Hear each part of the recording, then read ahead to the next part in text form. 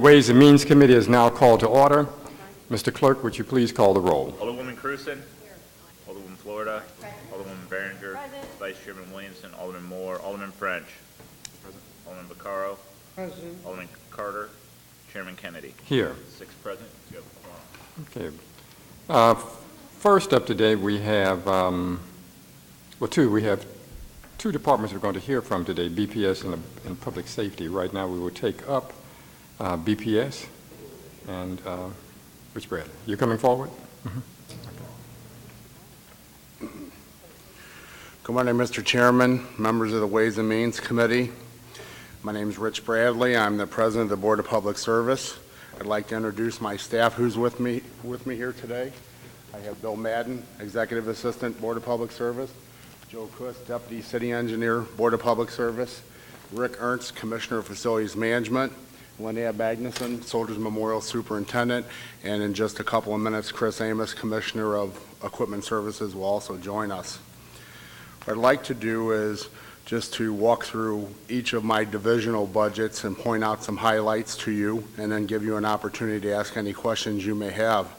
If I certainly can't answer the question adequately, I'd like to be able to defer to my staff to give you any details you need.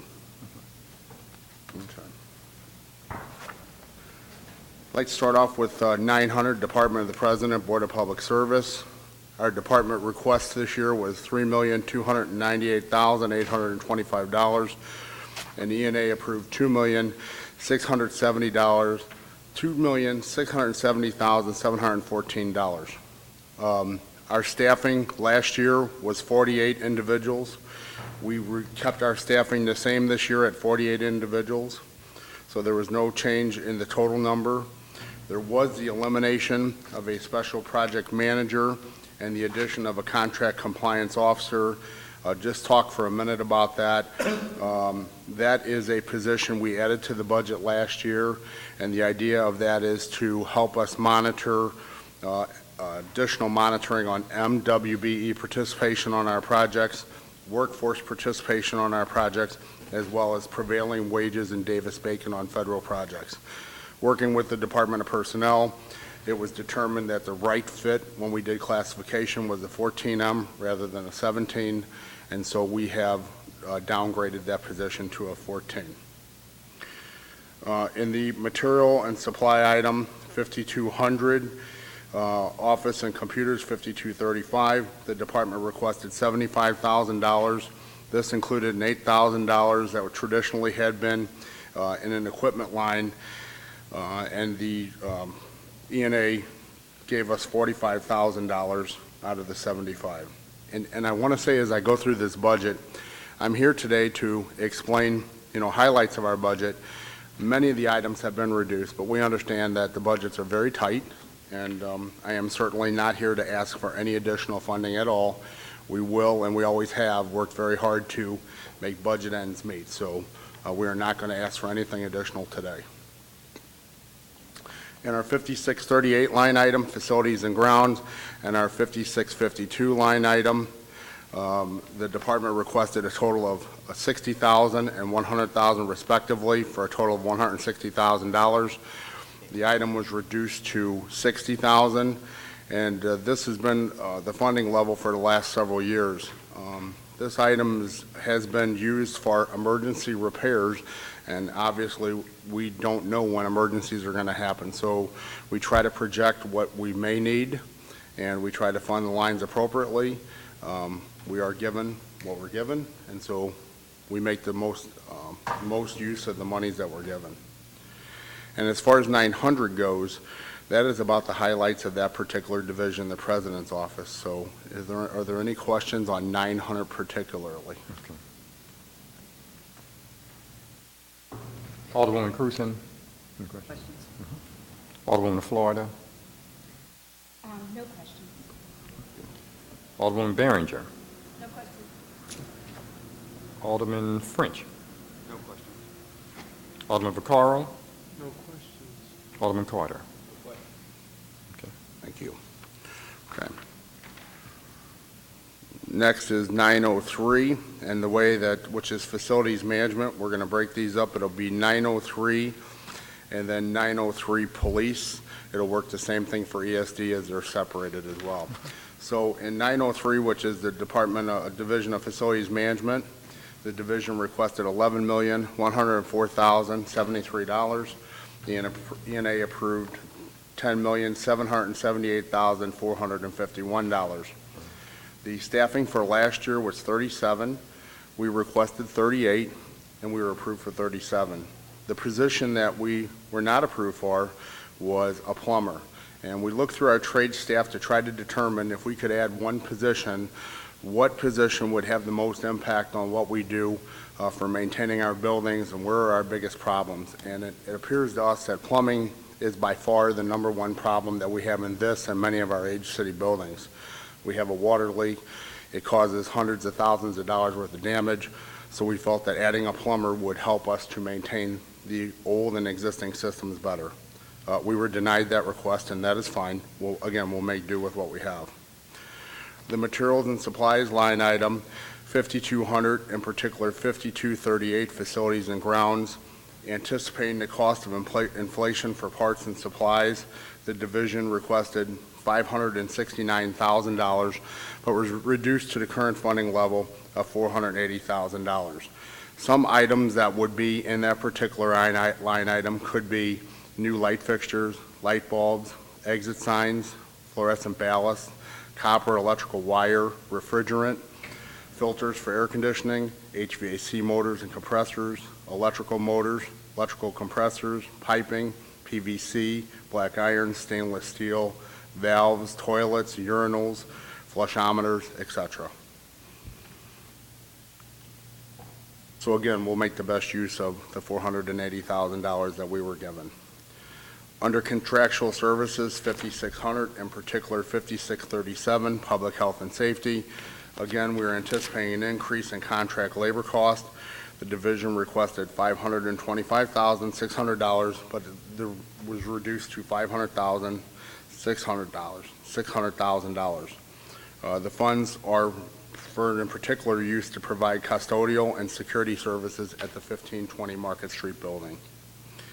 5638, facilities and grounds, once again, anticipated increases in contract labor costs, the depletion of capital funding that has been available in the past. The division requested $778,550, but was reduced to $550,000.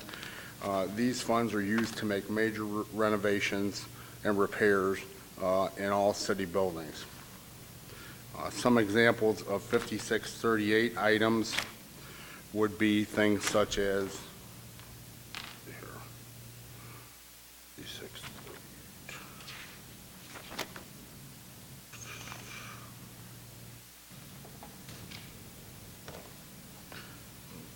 could be items such as buildings, operations and maintenance, emergency elevator, HVAC contract services, electrical contracting, plumbing contracting, elevator services, floor mats, security, generator maintenance, pest control, overhead door service, fire suppression system, HVAC water treatment, and the list goes on.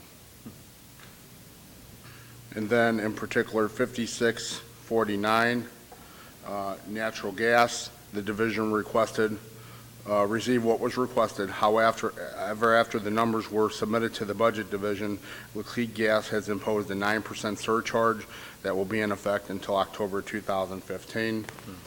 And so, we'll have to work with what we have in order to come as close as we can. Natural gas obviously depends on the use of heating and so forth in the buildings. And those are the highlights of Facilities Management 903. So do you have any questions on those? Any, Alderman Cruzen, questions? Alderman Florida, No. questions? Alderman Behringer.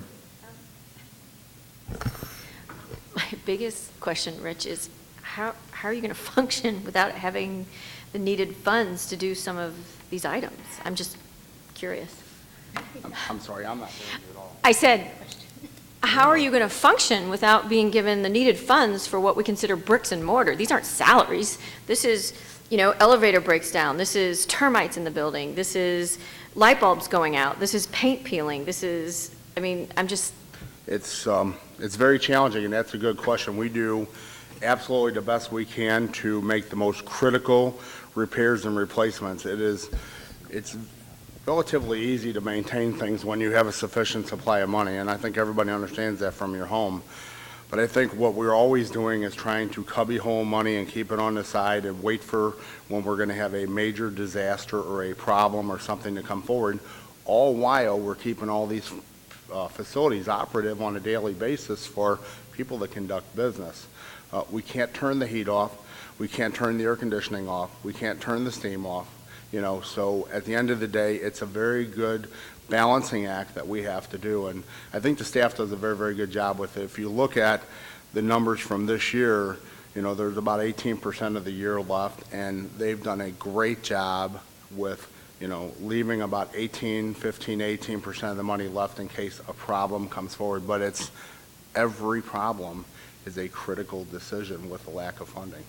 Do we, that 9% increase from Laclede, is that going to eat into that money you've set aside? You said you set money aside for No, emergencies? it is not. Okay. Actually, the budget numbers that have been given to us were provided to us before that 9% increase was set forward.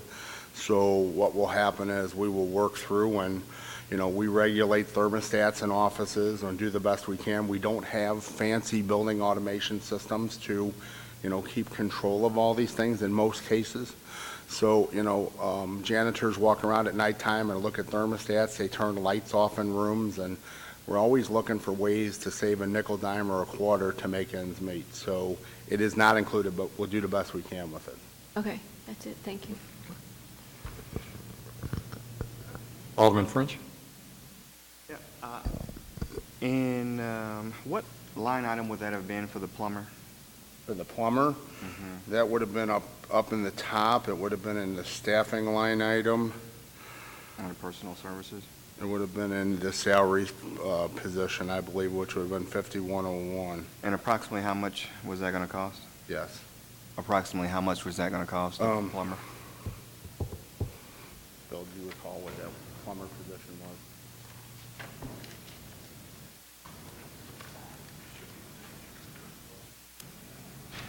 And while they're looking that up, you guys still don't have an electrical engineer, is that true? Do not. And so you contract out all that electrical engineering. Wouldn't it be helpful to have an electrical engineer on staff? At this point in time, I would like to have an electrical engineer, but I honestly believe probably the best thing we can do is on an as-needed basis. As the economy picks up and we get back to working more projects, it would probably be more beneficial to design things in-house like we had done previously. But I think right now it's somewhat sporadic, and it's easy to contract out and get somebody for a time period you need. I mean, obviously, we would love to have an electrical engineer. We'd love to have an architect. We always have had one, but we get by. Doesn't that make the project take longer to execute when you have to go through that contracting part? I would think it could on a small project. On large projects, we would probably contract out anyway. One electrical engineer is not going to design a multi-million-dollar project, but, a very small lighting project for a football field or something along those lines, yes, it would help to expedite the process. Okay. Did you guys find that price? About $46,000. Okay. So about $46,000 for the plumber. And about how much does an electrical engineer cost? 75 maybe. 75. Okay. All right. Thank you. Okay. Alderman Vaccaro? Any questions? Alderman Florida? I just have one question, and it relates to something that Alderwoman Behringer just said, that automated systems would increase efficiencies and ultimately save the taxpayer money. And I know we have a very old plant. Have you looked at a long-term plan, a wish list going forward in the future that would save the taxpayers money? It might incorporate sustainability and save the taxpayers money. We always look at the long-term plan. Okay. There's a very careful balance that goes between expenditures to buy the Cadillac over the Ford model.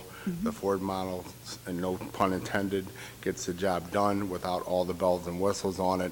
We do look at the efficiencies as well. When you start talking building automation systems, it's probably well beyond what our budgetary funds are now. And I don't want to get into the discussion on general obligation bonds, but when we go through the bond, we look at the best way economically and sustainability-wise to solve the problem. So yes, we're always looking at those things, and it's true, if we had unlimited funding, we would automate all the building systems, and it would save money. Unfortunately, it's just not there. Okay, thank you. Any other questions from members on the committee at this point? Okay. Okay.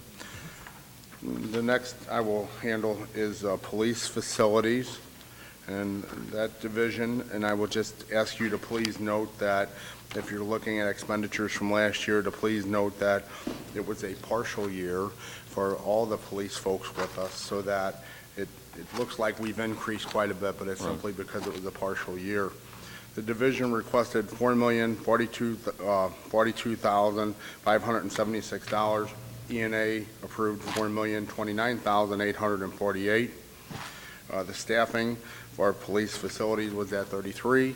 We maintained at 33.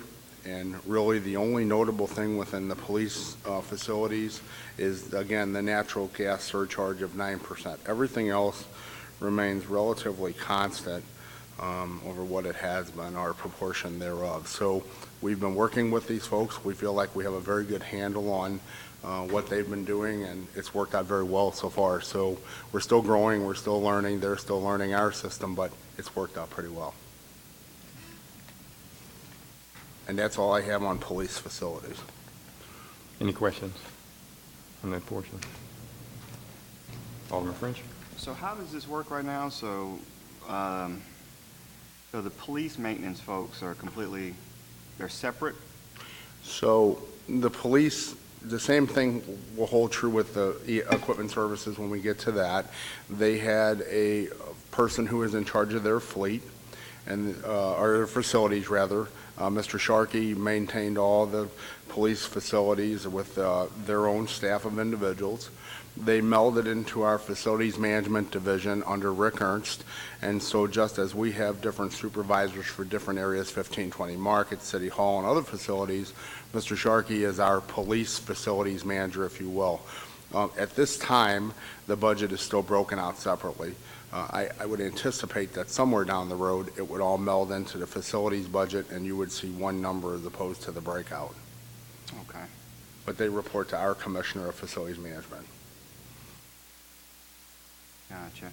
So, looking down here under facilities management. So you do have two plumbers, is that right? I have 2 plumbers? I have plumbers under facilities, Mm-hmm. and I have plumbers under facilities management, under police and under facilities management, yes. And we will try to meld those together at this time, but they are very busy with the facilities that they have. Okay. And we looked at that when we actually considered. At the end of the day, these folks will all be somewhat interchangeable, and so we're looking at the big picture rather than just segregated picture. Yeah, I mean, sharing resources, I think, is going to be key, especially as you have less and less resources. Okay, thanks. That completion. Any other questions from members of the committee on this portion?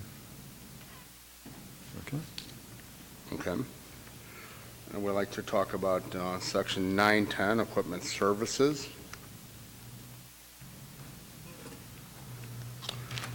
The Division of Equipment Services requested $9,565,894.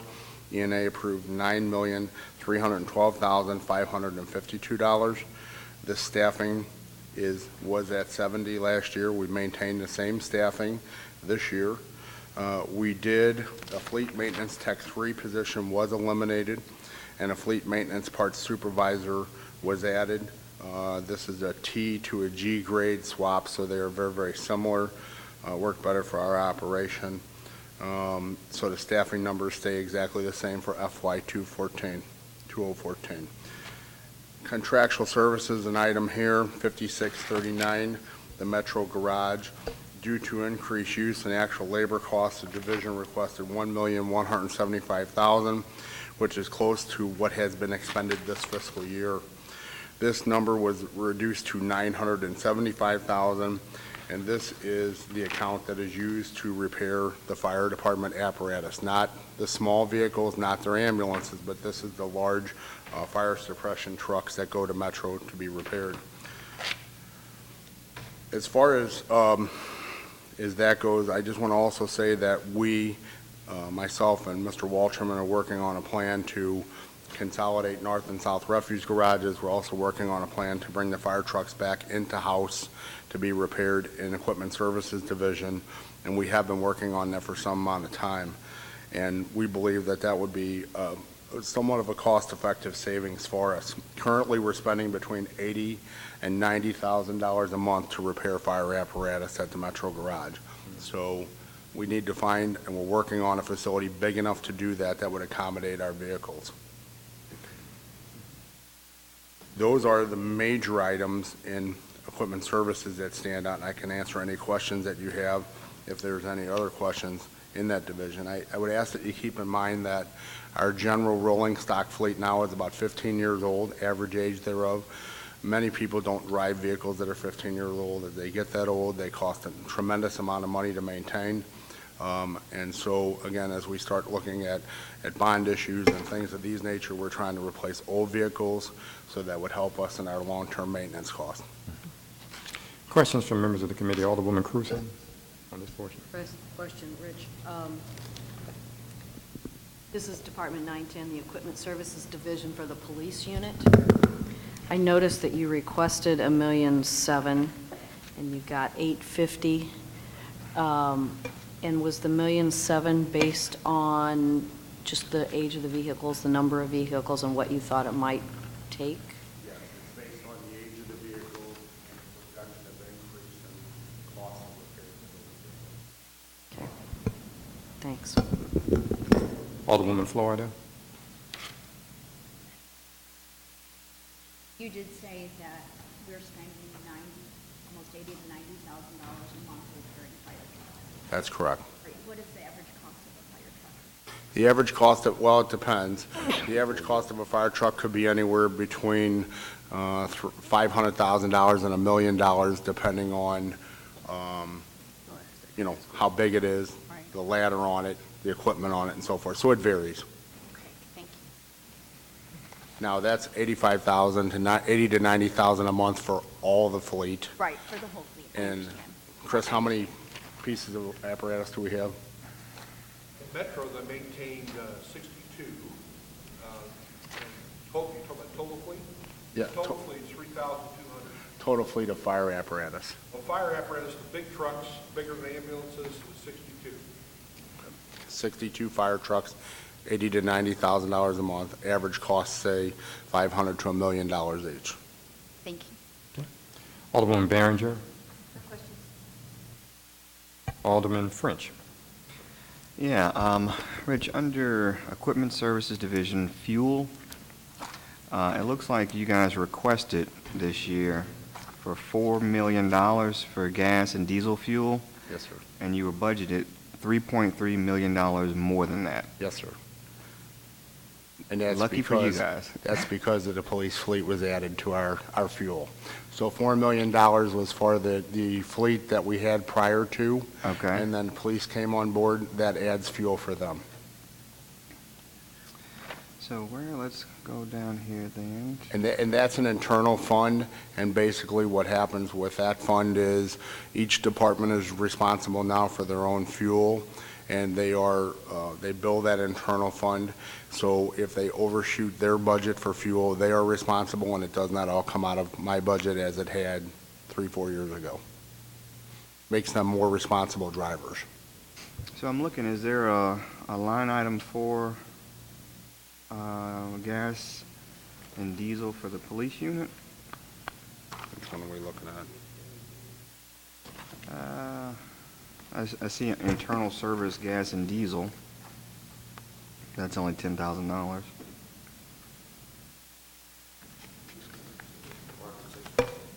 615.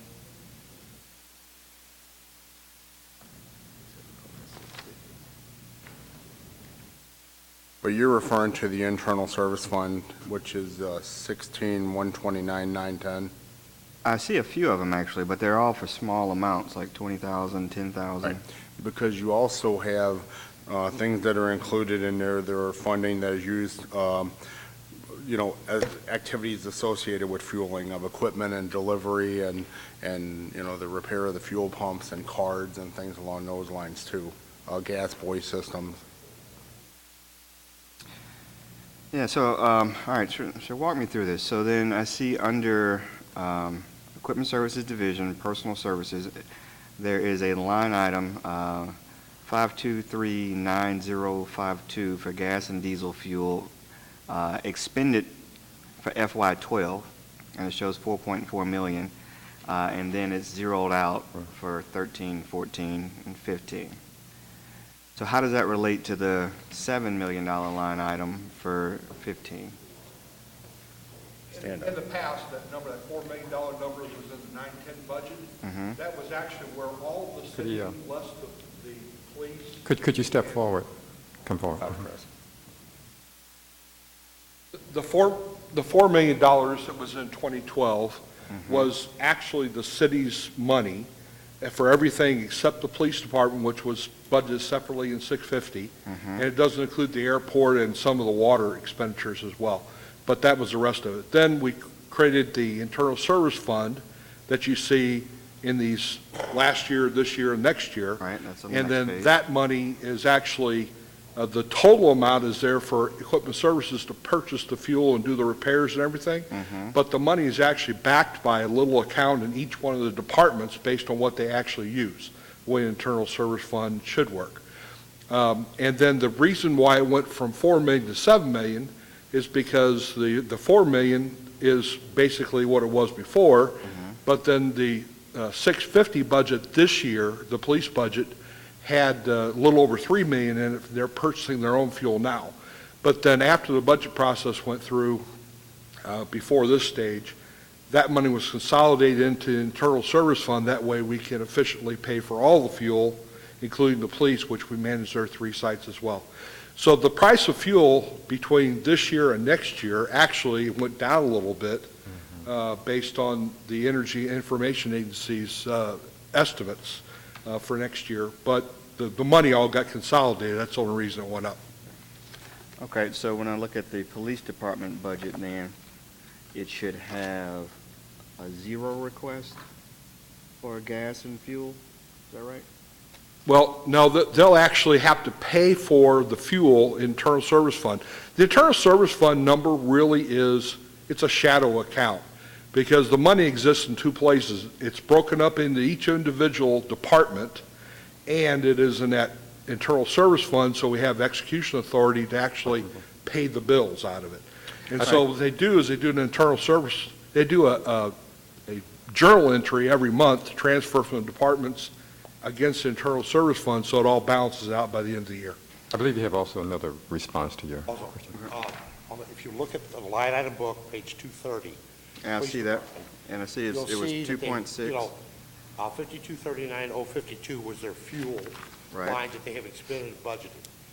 This year, they have a very small amount that's used for grease and products internally.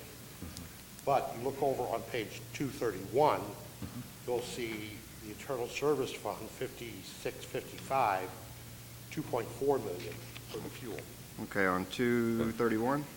231, I see. near the bottom, Uh-huh. is the 2.4 million for fuel.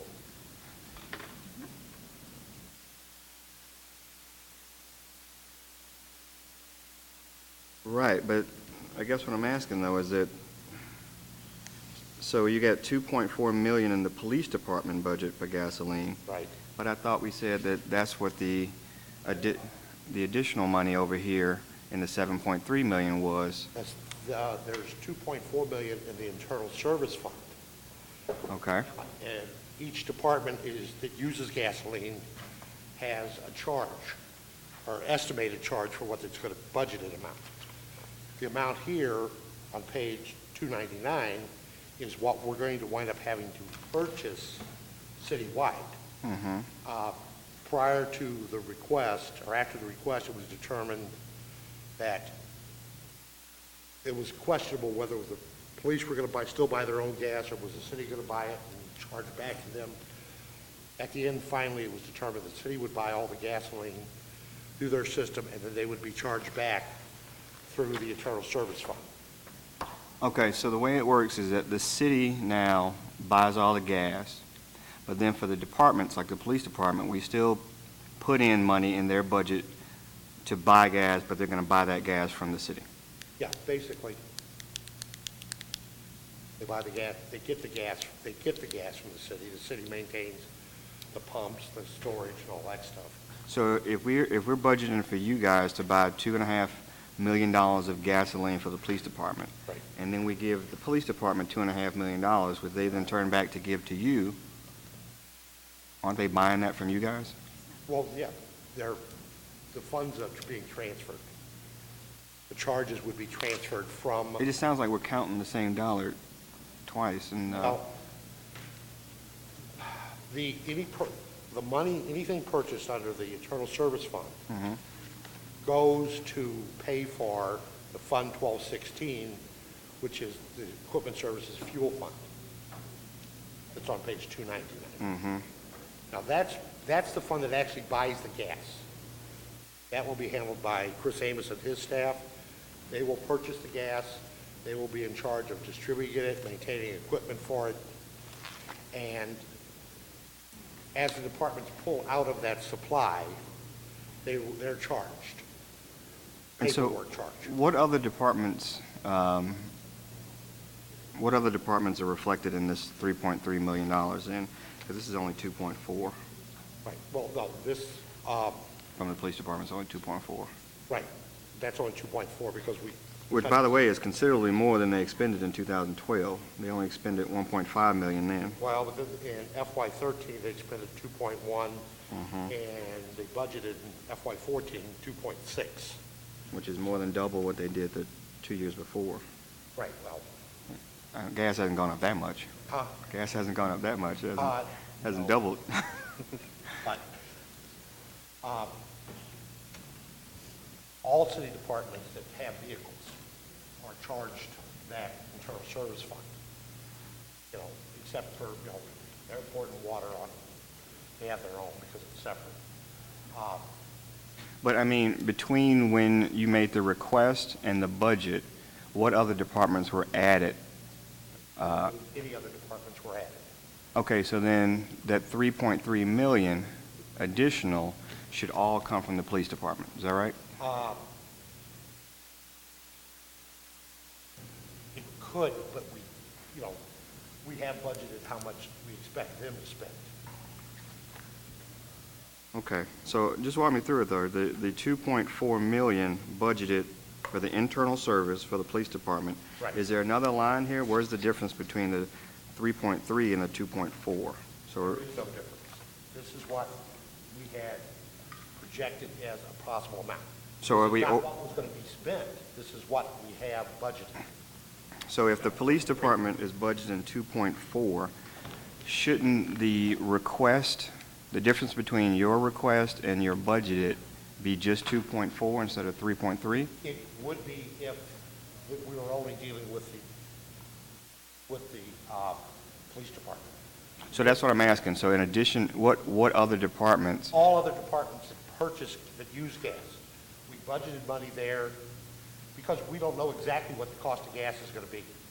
We go with what Chris Amos and his people project, but we're trying to leave, just like we do with almost all utilities, we're trying to leave a little room in case the price of gas goes up.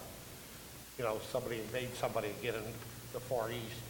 We want to make sure that just as we do with utilities, just as we do with trash, we want to try to make sure what we absolutely have to keep everything running, we've got budgeted. So you're kind of padding it a little bit? We're padding it a little bit, again, but that comes out of an account that's only comes from one department.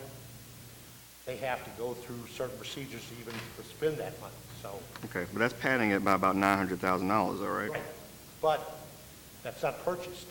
We haven't purchased that. That is padding, that's under a totally separate fund that is singular for that purchase. Sure, but it's $900,000 less that could be used on. $900,000 is not being spent. It might be spent, it might not be spent. But we But know, that's the only thing it can be spent on. right, but we know it's not going to be spent on other city services.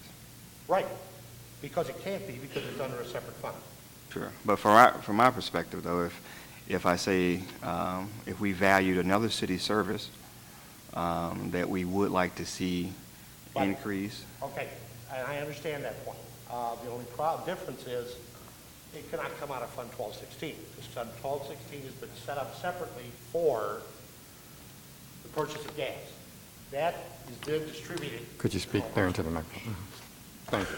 That is then distributed to all the city departments. Some departments, we've got some departments this year that are going to spend more than what they were allocated last year. We can't tell streets, you've got to shut down because it snowed and you did an awful lot of running. They're going to wind up overspending in this fiscal year their gasoline. We can't say you got to stop driving. You can't go out Sure, paving the streets. but isn't that what the budget process is? They budget how much they think they're going to spend based upon previous years. Right, and we have to make sure that we have funds, or project to have funds, to pay for what we think we're going to need. Now, each department projects what they expect to use. We've got extra in there in case the price of gas goes up. If the price of gas doesn't go up, we won't be spending 7.3, because we don't have a place to keep $900,000 worth of gasoline. And so what happens with that extra $900,000 that you Nothing, added? because technically, that 900,000 doesn't exist. That 7 million doesn't exist. That comes from the general fund departments buying or supplying this account. So if the account doesn't, if street department doesn't use $100,000 worth of gasoline, this account will spend $100,000 of gasoline less. The Okay. 1612. And so the money that we budgeted either in the internal service fund for the individual department or through this 1612 account, if at the end of the year we haven't expended all that, will it roll over or does it go back to general revenue? Well, 1612 fund can't roll over because the only money that will be in there is the funds expended by the departments.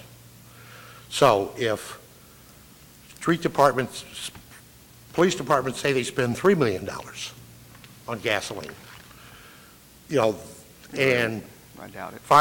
but fire departments, okay, say police department spends $2 million, fire department spends $3 million. Maybe a $500,000 difference. That will show up in what we will purchase out of Fund 1216. There is no leftover money in 1216 because there's no money there now.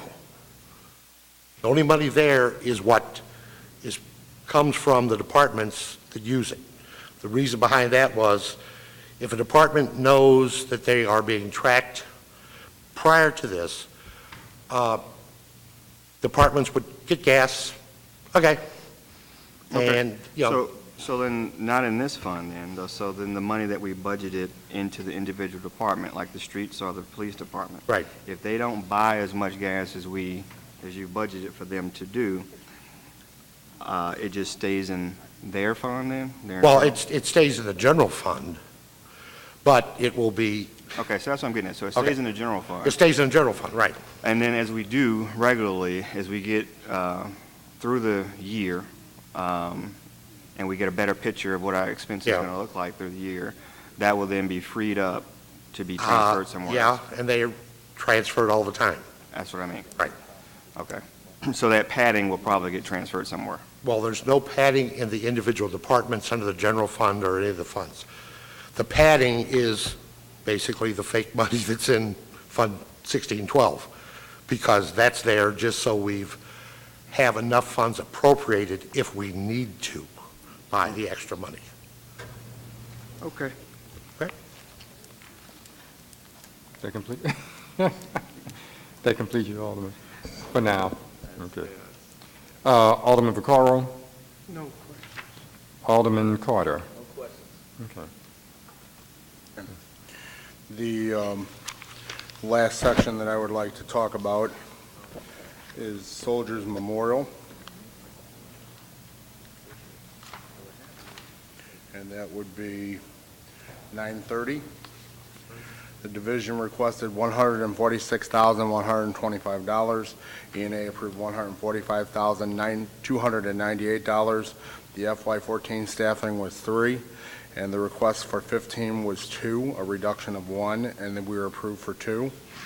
The division eliminated a vacant clerk 1 position and added an overtime account in the amount of $16,000 to pay for the cost of our security. This resulted in our staffing reduction to 2 total persons. Soldiers Memorial is open every day from 8 until 5. There are events there most nights of the week. There are events there almost every weekend, and it's imperative that while the actual facility is open, we have a security guard that is there to watch over the galleries in the facility, and also CEMA is there as well. So we found that it would be a better fit for us to put that money into the overtime budget for the security guard as opposed to having a clerk position. Just a couple other notable items in 5200, 5235, office and computers, $6,000 was requested and approved in order to buy display materials and protective coverings for the artifacts and exhibits, and also a laptop was requested and related computer supplies, and this will help us in the archiving of the exhibits that are currently there, which we have over 6,000 exhibits at the moment. 5237, health and safety, this is relatively small, but $600 was requested and approved in order to provide uniforms for our security officer on staff. In the past, there was no funding for that, and so we had to find funding through other line items that would deal with uniforms. And then 5600, 5630, 37, health and safety, $3,000 was requested and approved for the monitoring of fire, elevator, and security alarms in the building, which again had been done in the past and had been done out of other line items because we did not have funding in the proper lines for it. Okay. Questions from members of the committee? Excuse me. On this section and generally for Mr. Bradley, Alderwoman Cruzen? Okay. Alderwoman Florida? Alderwoman Behringer?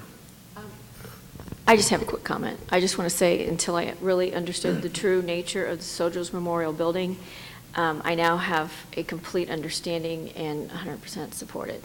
I just want to say thank you. Alderman French? No questions. Alderman Vaccaro? Alderman Carter?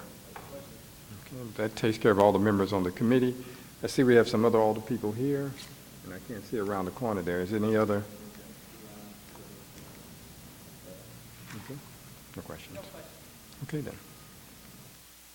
I believe that takes care of us. Thank you very much. Thank you very much for your presentation and reviewing your budget with us. Thank you.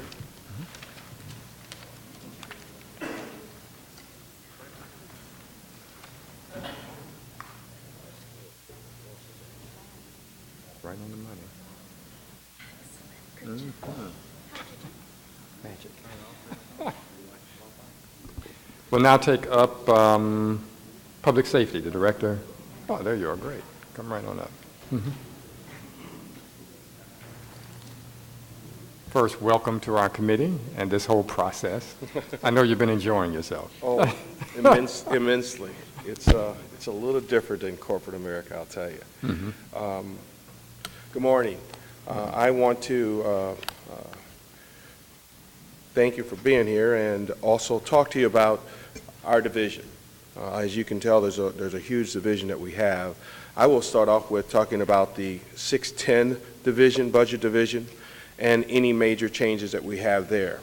After that, I will bring up either the chiefs and or my commissioners, along with our deputy commissioner, who is well aware of all of the processes that we need to go through here. So that makes it kind of easy. I think the biggest change that we have on 610 would be the $100,000 that we've added for the Youth Summer Jobs Program. This is the first time we'll be overseeing that process, and that was added earlier in a separate meeting that we had where you approved the addition of that $100,000. Outside of that, for the Public Safety Division, the rest of our numbers are pretty consistent with what we've had in the past. I don't know if there's any more questions to answer on that. No, I would say continue. Excuse me? You can continue. That was on 610 Oh, okay. on the budget. Do we have any, you have a question? Sort of, when you say you approved it, was that done No. by the Board of Aldermen or just the Yes. budget? Commission? They approved. Okay, just didn't remember it. Alderman French, did you? You're talking about the 100,000? Mhm. That was by E&A, wasn't it? Correct. By ENA. By ENA. Oh, I'm sorry, ENA. I'm learning the difference between ENA and Alderman. I thought ENA were Alderman, but okay. We didn't on this one. Did you say that? Say that in the microphone. I did. I did. I didn't remember. Okay. Please continue. We don't have any other questions on that. Any more questions? Not on that. Okay. No. With that being said, I would like to bring up our fire chief and our, Oh, I think that's, I'm One sorry. correction Before you go to the fire chief, I'm sorry. It is on that, still under that Okay. budget there. Under professional services, contract professional services, this is the crime prevention money, right? The annual money that we allocate. It's supposed to be $1 million from the Public Safety Committee. Yes, under 1123,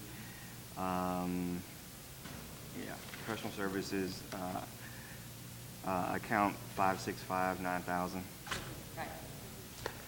Looking at expended 12 and expended 13, it looks like very little of that money is actually getting out on the streets. 134,000 in 12, 128,000, even less in 13. What's going on with that? Well, actually, you need to look down at the prior year encumbrances because these contracts are not executed until mid-budget year in January. The total expenditures would equal the professional services plus the prior year encumbrances. That way, after June 30th, we encumbered the money so it doesn't revert to the general fund, so we can pay the balances on those individual contracts we have with the crime prevention providers through the end of the calendar year. Okay. So it would be essentially minus the $69, for example, in fiscal 12, 521,000 was expended on those contracts. And then the next year, for 13, a total of $525,731 was expended on those contracts. So if I was to, so let's say in actual 2012, it would be the 134,000 plus the next year's prior encumbrance, 397,000 is actually how much got on the street in 2012. 386,000. But that 386 would be from the prior year, right? So that's 2011. No, in the expense, it's all the contracts that were money that was spent during that fiscal year. So it could be, well, you're kind of actually right. So it would be the prior year, prior years, plus the current years. Right. But I guess, last year, this exact same question came up, and I provided detail to Ways and Means about the individual contracts for the entire history of this program that could tell you specifically which contractors spend what amount of money during those particular periods, because it's always a moving target, sort of, whenever the Public Safety Committee gets the recommendations to us and we go through our process and get the contracts approved by ENA and so forth. One year we started in September, one year we started in February. So, but I could update that list Would you for please? you, Yeah, that'd be so that you can see, and it's divided by the individual contractors. And I will say, we did have a couple that did not spend down all of their money. So, And so that, where is that? that money sits in the pot? reverts back to a Fund 1123 after the encumbrances are released. Okay, so by that token, then, we should actually have more than $1 million available to start with for this fiscal year, because we had some left over from previous years? I doubt that. I imagine that they use, because 1123 is used for other things, they're probably balancing the fund for 1123 at the end of the fiscal year. Yeah, they do. When we do, yeah, I know they do. I know, I have some contracts that just go to la-la land because of that, but not these, because we're really efficient, actually, about tying up the money so they don't go away. Okay. And so for this year, so again, we don't have a full million to allocate. It looks like some has already been sucked off again for drug court, 311. Yes, that's last few fiscal years that subsidy has been there. Okay, and so for, so the amount that the Public Safety Committee will be allocating is $635,000? Correct. Okay. All right, and yeah, if you can get us that, that'd be appreciated. Oh, I'd be happy to. Appreciate it, thank you. Were there any other questions from members of the committee on this portion? Okay. If not, you can continue. Mhm. Chief?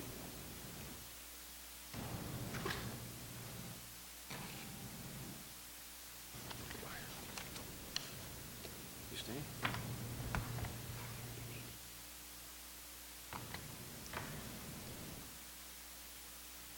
Good morning. Good morning. Welcome. My budget this year pretty much reflects the last 6 years that I prepared the budget. I've asked for, basically, I'm trying to retain all the services that I currently provide with the St. Louis Fire and EMS Department. I did ask for a total of 6 new positions on the civilian side, which are basically the same 6 positions that I've asked for the last 6 years. Those positions included technical support specialist. I asked for 2 of those. Those are individuals that would work in the IT computer area of the fire department. Currently, I have a firefighter and an EMS member working on my computers. The fire department has gone, we're where we should be right now with our computer hardware in regards to how we respond, how we train, and a lot of it works around the computer, so we do need specialists in those fields to handle the software and the hardware programs that we use. And it has improved our services tremendously. I've also asked for an account manager 2, an accountant 1, also an electronic instrument technician. I currently have 1 technician who's responsible for about 2,500 radios and about 200 cell devices. So if he would not be there, I do have a severe issue with our communication side. So, but I've asked for those positions for the last 6 years. There were some other, there really wasn't a whole lot else that I wanted to talk about. I'd rather just take some questions. Okay. Alderwoman Cruzen, any questions? Morning, Chief. Good morning. Could you just give us a little brief overview of, I have this many firefighters, and, you know, just give us a little overview of what you're Okay. working with and what's in this budget. I know that you wanted the additional 6 positions that are not in the budget, but if you could just orient us a little bit, that'd be helpful. Okay, we've held at approximately about the same amount of firefighters and EMS members for about the past 6 years since we had a reduction. We're at about 584 right now, about 170 members over in EMS, and I have 28 civilian employees at this current time. I just did put a class on of 20 members. They were hired through a SAFER grant, so they're being paid for by the federal government for 2 years. We did apply for the next SAFER grant. We haven't been told yet if we have received that. I'm 15 firefighters down right now on my TO through retirements and resignations. One of the other things that we did ask for in the budget, every year we ask for about $900,000 in a line item called recruits and training. It cost us a considerable amount of money to train recruits. That's another line item that was pulled out. So that becomes a difficult proposition, trying to train firefighters when that money isn't there. We're in the process, the Department of Personnel is in the process of developing an RFP to have another test for oncoming probationary firefighters. We met last week, I believe, to discuss that, so they're in that process. We have a current certified battalion chiefs promotional list and a certified captain's list, which went through last year. Everything went well. So that's, that should stay there for a couple years, so we're fine with the promotional list. Other than that, that's where we stand right now.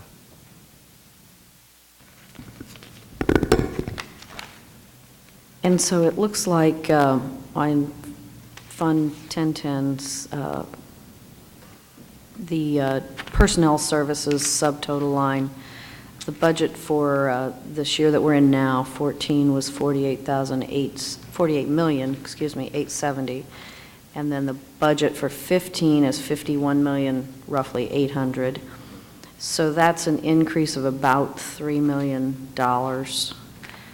But $1,846,000 is something called workers' comp settlement. Now, is that just a budgeting thing? I guess maybe this is to Ed, where we're pushing the workers' comp back to the department. So it's not really an increase. It was somewhere else, and now it's here. Okay.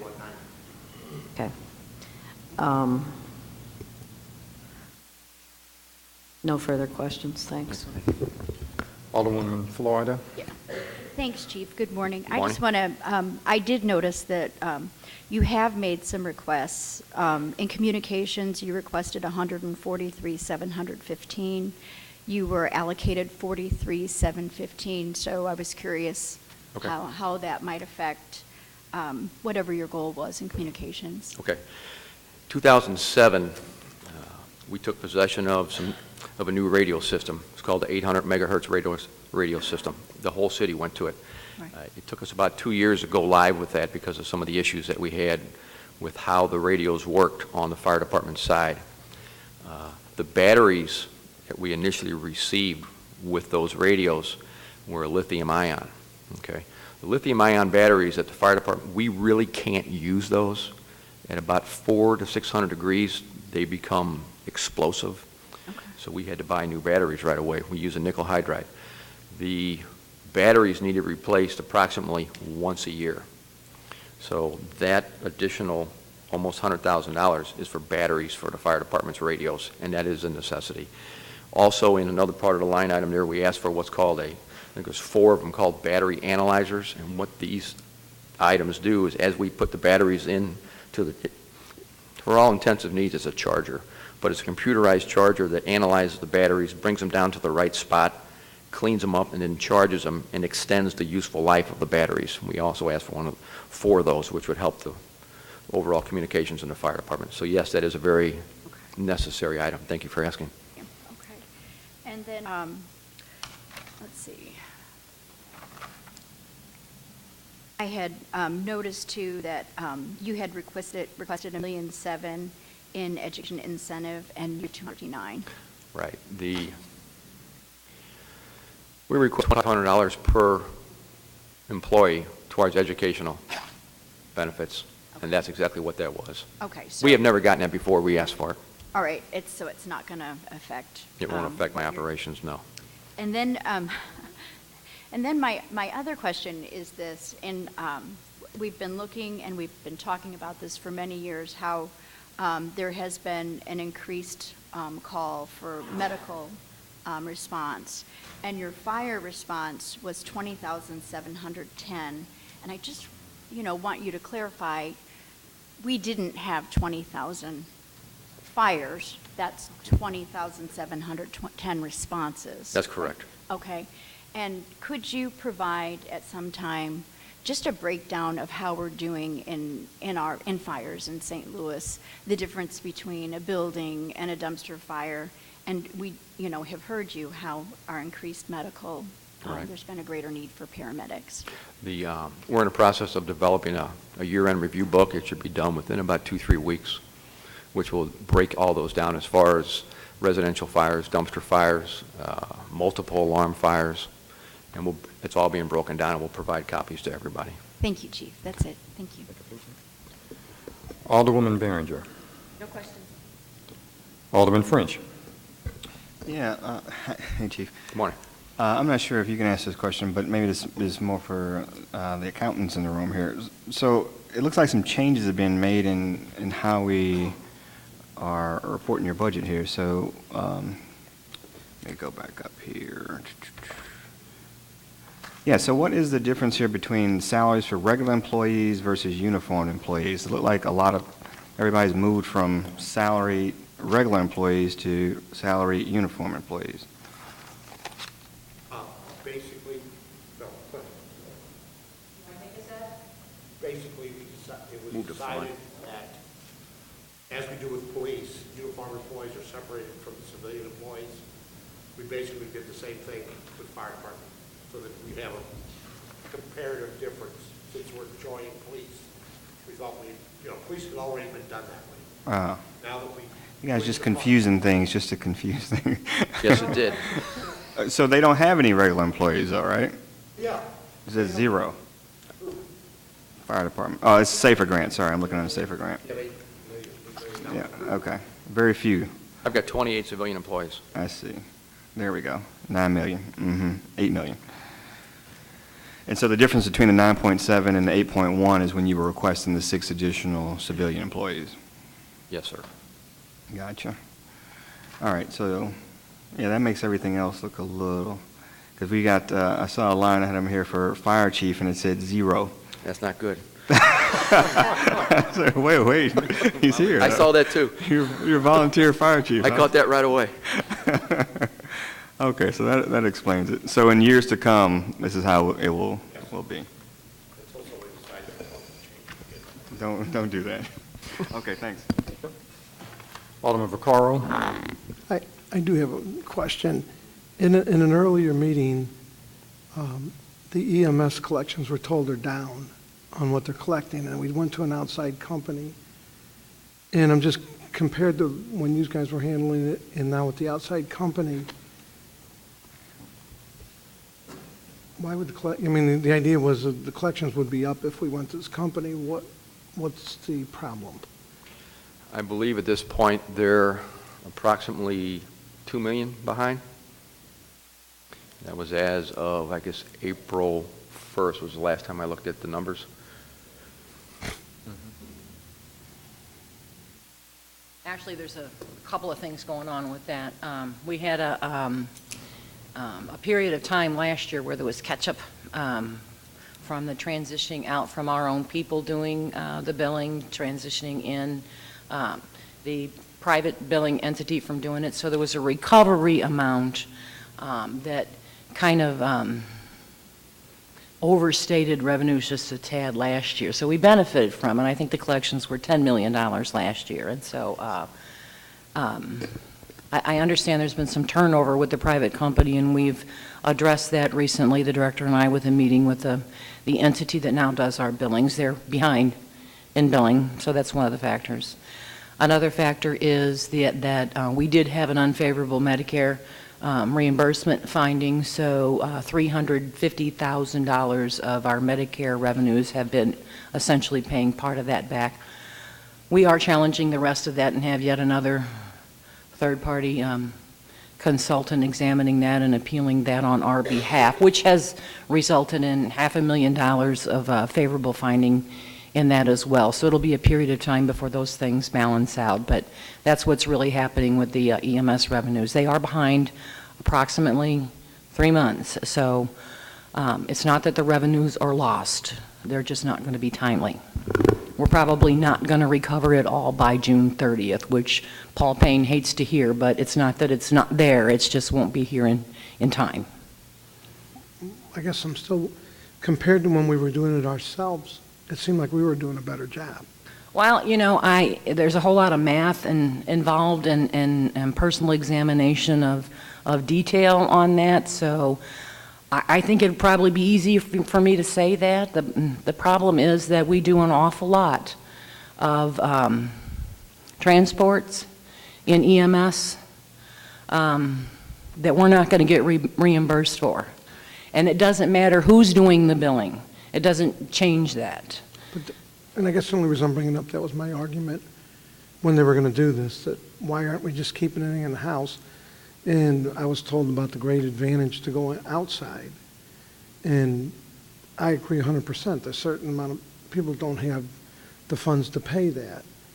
And sometimes it takes a while for the insurance industry to catch up to us. And, we had a goal when we operated ourselves of being under the general rule that the sooner you get the bill out, the more likely it will be paid. But there's all sorts of details with that. What does the trip ticket look like? How much detail was in that? If there was another urgent call coming in, was it advanced life support really? And they examine that stuff, the insurance industry, with a fine-tooth comb. But the point of the matter is, we do medical transports that we're not going to get reimbursed for. We do it now. We did it 2 years ago. We did it 10 years ago. Okay, but and Donna had asked me about Medicaid expansion, which I'm sure would help, but. Oh, it would help terrifically. But I'm still going back to the same. But if it's not a medically necessary transport, Medicaid won't give us a nickel. But I'm still going back to my first question, because we have to pay this company. They're not doing it for free. So beside the collections, there's a cost. They get a percentage of their collections. So when their collections are down, their revenues are down. I understand, but it seemed like we were doing better when we were doing it on our own. I don't know that we were doing better. Again, it's hard to say. They're behind, and there were periods of time when we were doing it that we were behind. We have vacancies that are unfilled. Somebody's on family medical leave. The computer equipment doesn't work. I mean, there's a million different reasons for it, but it's kind of a moving target. And frankly, now that we don't do it ourselves, there's nobody in the fire department really on the civilian side to conduct that examination and really give you a good answer. I know I can't look at 35,000 trip tickets. I can't do it. Okay, I just think we're better off going back to our own bill. I don't know. I really can't, honestly, I can't answer that. There's just so many things going on. Medicaid expansion would help. But if it's a medically unnecessary transport and they decide they're going to up the rates to, $800 per transport, if it's not medically necessary, then it's just not. Okay, well, I mean, it really didn't answer. I'm just going I'm to leave sorry. it with. I don't think that I can explain it because there's just so many pieces to it. If you go back the last 4 years. The year before last. Okay. The receipts for EMS billing were right at $8 million. Okay. When we did it ourselves. We did them ourselves, and we Yes. collected. Correct. And how much we online to collect this year? It's looking like right around 7. So, anyway, I'm just trying to make a point that I still think we're better off going back in-house. Right, but the last year was $10 million, but a piece of that was catch-up. Well, okay. I'm sorry. I wish I could explain it better. It's very complicated, and I've been looking at it for, heck, way back when I worked for the health department when health still had EMS. And there's a lot of moving parts to it. The reimbursement rates, even the federal reimbursement rates don't come near the private insurance reimbursement rates either. So, until those go up, even for the medically necessary transports, we kind of dig a hole. Okay. The best we can do right now is close the gap. And I think that's what we're trying to do. They're behind. Donna has another follow-up question. Go ahead, Donna. If you could. Well, it will help us in a couple of areas. There'll be an expanded pool, so some of the transports that we do that are medically necessary, but the client is uninsured, it will help us, and I don't know how much that is, but the other piece of that is on the correction side. For the health care that we provide under expanded Medicaid, there's potential, and other states are doing it, to recover some of our costs for medical care for inmates. And that price tag right now is $8 million. Okay. Alderman Carter, did you have any questions? Then we'll come back. You were completed. What company handles the billing? Proclaims? Okay. And with the $913,000 not being allocated to you for recruits and training, how would that affect your training and with new recruits? Or where would you pull that money from? That's when we start scratching and clawing and seeing what we can put together, because anytime we hire recruits and trainings, I have to pull people down to assist with the class and teach. Costs me overtime on the track. Like I said, right now I'm about 15 members down. By the time they get this hang sheet out for a new class, I'm guessing we're looking at about 4, 5, maybe 6 months. So by that time I'll probably be 20 firefighters down, which costs me overtime on the track. So it's we try and balance hiring and keeping all the fire truck staff, so it affects me tremendously. Thank you. Alderman Cruzen. Thank you. Charlene, just as a follow-up on this medical reimbursement, what is the name of the company? Pro something? Proclaims. Proclaims, gotcha. And how long is the contract that we have with them? I think it's three with 2 options for renewal, 1 year. So they're in their second year, You know right? what, would you let me check that? I got so many numbers and deadlines in my head. I think that's right. Okay. And do they have some performance measures in there about how quickly they're supposed to send out the bills and, that sort of thing? And then is there some penalty if they're unable to fulfill those performance standards? Yes, there are performance standards, and yes, there are penalties, which we have talked to them about. Okay. And additional reporting requirements that we have talked to them about very recently. Is this a national company? I'm not familiar with this No. industry. No. It's a local company? Yes. And St. Louis, in the city of St. Louis? Yes. And how big of a company is, how many employees do they have or whatever? I don't know. It's not large. Okay. Probably less than 20. Okay.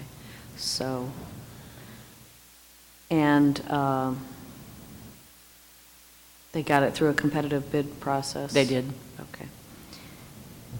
And do they provide this service for lots of other cities, or? For some, lots I don't know, but they do EMS billing for other jurisdictions in the area. Okay. Not nearly as we're the largest EMS Sure. provider in the state. Yeah, that makes sense. Okay.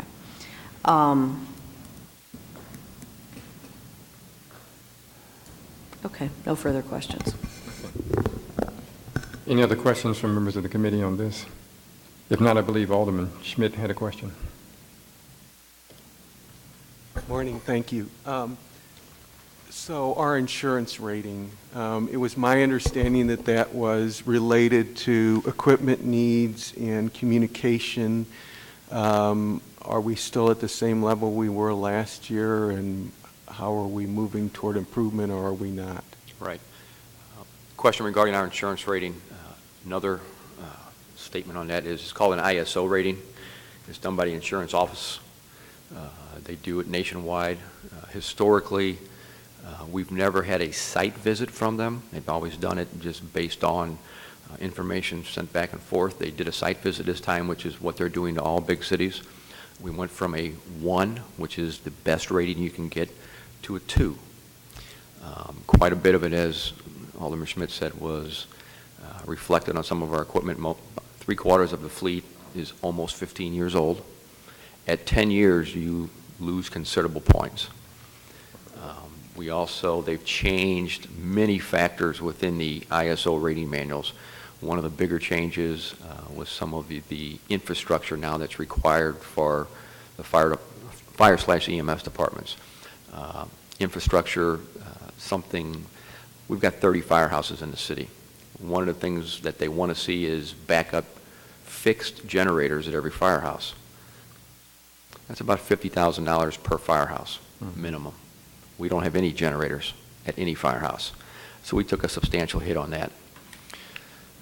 One of the other considerable changes that they've made is regards to how we handle 911 calls and all of our communications. Our communications within the city is very good as far as the radios that we use. The issue that we have is how we dispatch all of our emergency calls, fire, police, EMS. The national standard now is everybody's pretty much gone to what's called a PSAP center, which is a public safety answering point. We took a very big hit because of the way we transfer calls. The police department, all the 911 calls come into the police department, they do the initial pickup, and then they do a transfer, and because of that transfer, we took a tremendous hit. Okay, and I know there's some discussion regarding how are we going to move forward with the PSAP center, and it is in the works, but we took substantial points on that. When we went from a 1 to a 2, we missed making the 1 by about 5 to 6 points. Okay, we also took a little bit of hit on our water department, which we have since changed. We got those points back, so we are moving forward on how we what we think the rating should be. I cannot ask them back to re-rate us until I make some changes with equipment, which is a big hit. The PSAP, you know, when we do ask them back, I have to have things ready to go, and I can't really do this right now. We've changed how we, with their guidance and their standards, how we record our training. We went to a new, what they call a target safety training application, which tracks all of our movement, it tracks all of our training, which was one of the ISO suggestions. We've done that, and that was done through a grant. So we're getting our points back, but there's some I can't get back yet. And I don't want to ask them back to review us right now. So Right. One of the statements the ISO made is when you go from a 1 to a 2, it shouldn't affect residential insurance rates. By their information, it should affect commercial rates. Okay? Our response times haven't changed. Our ability to put manpower on the scene has not changed. It's just some of our infrastructure that they weren't happy with. And there's talk about, a public safety bond issue, which I understand would be trying to deal with some of the equipment issues. Now, I've heard you on media talking about the need for some equipment with regard to fracturing oils that are in some of the railroad cars. I wondered if you'd tell us a little bit more about that and whether that's included in the talks with regard to the public safety bond issue or not. Okay, you're referring to the Bakken oil that's moving through the area. It's called Bakken oil, B-A-K-K-E-N. It comes out of the North Dakota flats. There's several other shale oil fields around the country that are becoming very popular. It's an oil field that they basically deemed dead, but with this new technology called fracking, they're able to get a considerable amount of oil out of it. Problem with the oil, it's a very volatile, flammable, hazardous, unstable product. Second problem with this product is there's not a first responder organization in the country that has what's called an MSDS sheet on it, which is a material safety data sheet, which tells the hazmat teams, the firefighters, any of the first responders what exactly the product is, what are the hazards, and what do you have to do to mitigate any type of issue. They haven't put one out yet on this product, and they've been shipping it for almost 2 years. The federal government has stepped in. The railroad's like a government agency. They carry a lot of weight. So they've been shipping this stuff for a while. I've got some grave concerns on it, and yes, I did go after them for some equipment. And they basically asked me, what do you need? And I said, what do you think I need? And I didn't get a response. Yes, I have equipment in the bond issue, which would be a larger foam truck. My current foam truck for the St. Louis City Fire Department is about 20 years old. It's a little shaky. But yes, I do have some in the bond issue. My preference would be to get the railroads to purchase equipment for regional response and locate it here. Another question I asked the railroads, should I have an issue in St. Louis, what do you have? What kind of equipment do you have to assist the fire department? Oh, we've got foam trucks. Where are they? Kansas City. I don't consider that a very good response time. So I'd rather have them buy it than we put in a bond issue. That will ease up on some of the money that we're going to need from the bond issue. So They're not putting any of that on barges? I thought that we were offloading some. No. Okay. All right.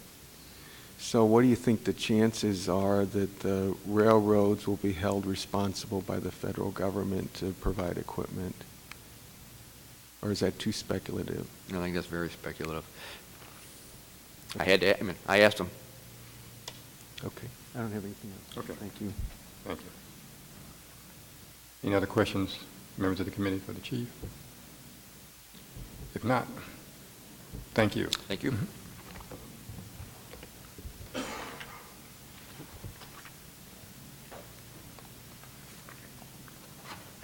If you don't mind, I would like to have a change in schedule and have CEMA come up next. That's fine. We have a situation where the vice president is coming to town and he needs to get out and be a part of that process. So Okay. That'll be fine. Okay. Just have him come up.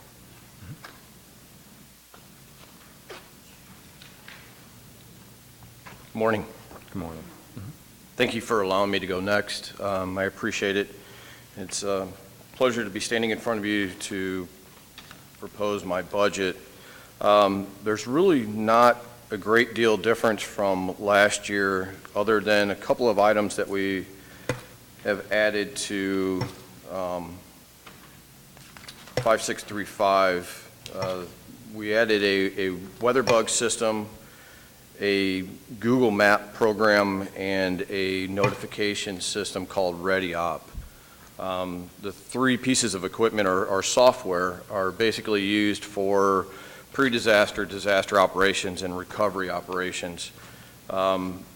It gives us a larger capability to be able to watch, monitor the weather along with our normal relationship with the National Weather Service, but it also gives us the capability, once we're actually into a disaster, to monitor the frequent lightning strikes and the conditions that are changing during that disaster and also in the recovery phase. The Google Map program is a Google Pro, and we purchased this to enhance a program that we've been working on for a little while in conjunction with public safety agencies, the NSOs, to map out the city of all the critical infrastructure, to look at all of the different wards and break the different wards down to be able to create layers on a Google map. In the event that we have a disaster, we can throw those layers up onto a Google map, provide those to law enforcement, fire, EMS, neighborhood stabilization, public health, whoever would need those during a disaster response, to be able to see what critical infrastructure is in each of the wards, to include gas stations, grocery stores, medical facilities, dialysis centers, and also to have points of contact for each of those critical infrastructures. And I've only named just a few of them. The list is much longer than that. It's part of a resiliency program that the federal government has been trying to do, and we just enhanced it. Instead of looking at the entire city as one blob or one layer on a map, we've broke it down per ward. We're almost to the point of completing that, and hopefully once that is completed through the director, we will provide that also to the Board of Aldermen for your input and possibly even your use. And then the ReadyOp is this notification system to give us the ability to be able to do call out for all of our first responder, all of our city government, and all of our regional partners. For any and all type of special events and real events in the city of St. Louis, we have a very lengthy list of individuals that we notify throughout the region to ensure that they know what's going on in the city of St. Louis, and we can also track what's taking place in their areas. In the event that we have to request assistance from them, we know that they may be dealing with something else. Along with that, just to give them the ready up of a special event that's taking place in the city of St. Louis. And that extra to the budget, long story short, is right around $8,000 in 5635. And I'll entertain any questions that you may have. Okay. Alderwoman Cruzen, any questions? Questions, thank you. Alderwoman Florida? No questions, thank you. Alderman Behringer? No questions, thank you. Alderman French? Alderman Vaccaro? Alderman Carter? No questions. Okay. Alderman Schmidt? I'm wondering about redundancy. On the Google Pro, are we also going to have something in case there's like an electromagnetic pulse or whatever and we have no access to any of this stuff, so that we've got it in hard copy? I know Ameren does that with regard to their system. They have a redundancy.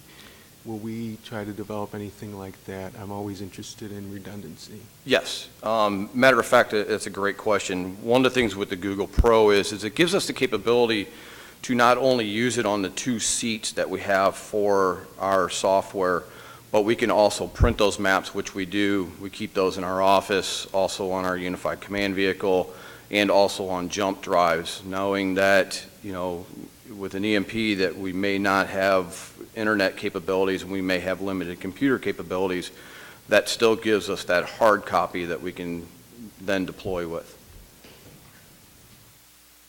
Are you doing any public education on the warning system? You know, you do it twice sometimes, and I've mentioned to you before that those of us that attended public schools of the baby boom generation were taught that the second siren meant all clear. Are you doing anything else on that? We are doing a lot of outreach on that, and I've actually done a lot of research throughout the country, because one of the things that has taken place is that the National Weather Service, with their new Doppler radar system, if you remember, we used to have 5 to 10 minutes for a warning for a tornado. Now we're looking at the neighborhood of anywhere between 30 to 45 minutes, because they're able to see into a storm a lot quicker and a lot, you know, easier to find out where the rotations are. Our concern is, and I've been reaching out to my friends in Oklahoma and other areas in the Midwest to find out what their challenges are as well, is if we sound the siren, as an example, at 10 o'clock for a tornado warning, but that system may not hit the city of St. Louis till 10:30, there's a 30-minute lag time between there that people get that ease of comfort and think that there's no threat, the system is over with. So where I do understand your concern, my concern is that they get relaxed, they forget about the warning. If we set it off again, it gives them another chance to remember that we're under a warning, to seek more information from the local media. But I do understand the challenge that, you know, even in the air raid days, that second meant an all clear. So we are kind of battling that to figure out what is the best approach on that, because we don't want people to disregard after 15, 20 minutes of no thunderstorm or no activity within inside of their area following an activation of the sirens.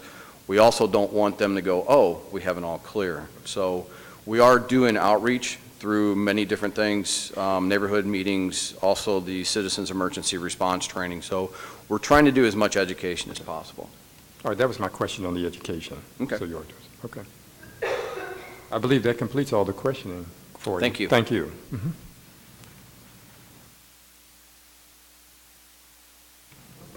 Building Division is next. Good morning, everybody. Good morning. Thanks for letting me come up and talk to you guys a moment.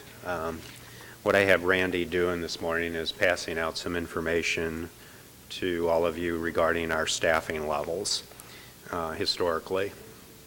And the reason I wanted you guys to see this essentially is because the building division has, you know, requested a couple of additional staff members to basically cover the responsibility we're receiving in the result of the new fire code, which was adopted and we actually took over in November of this last year.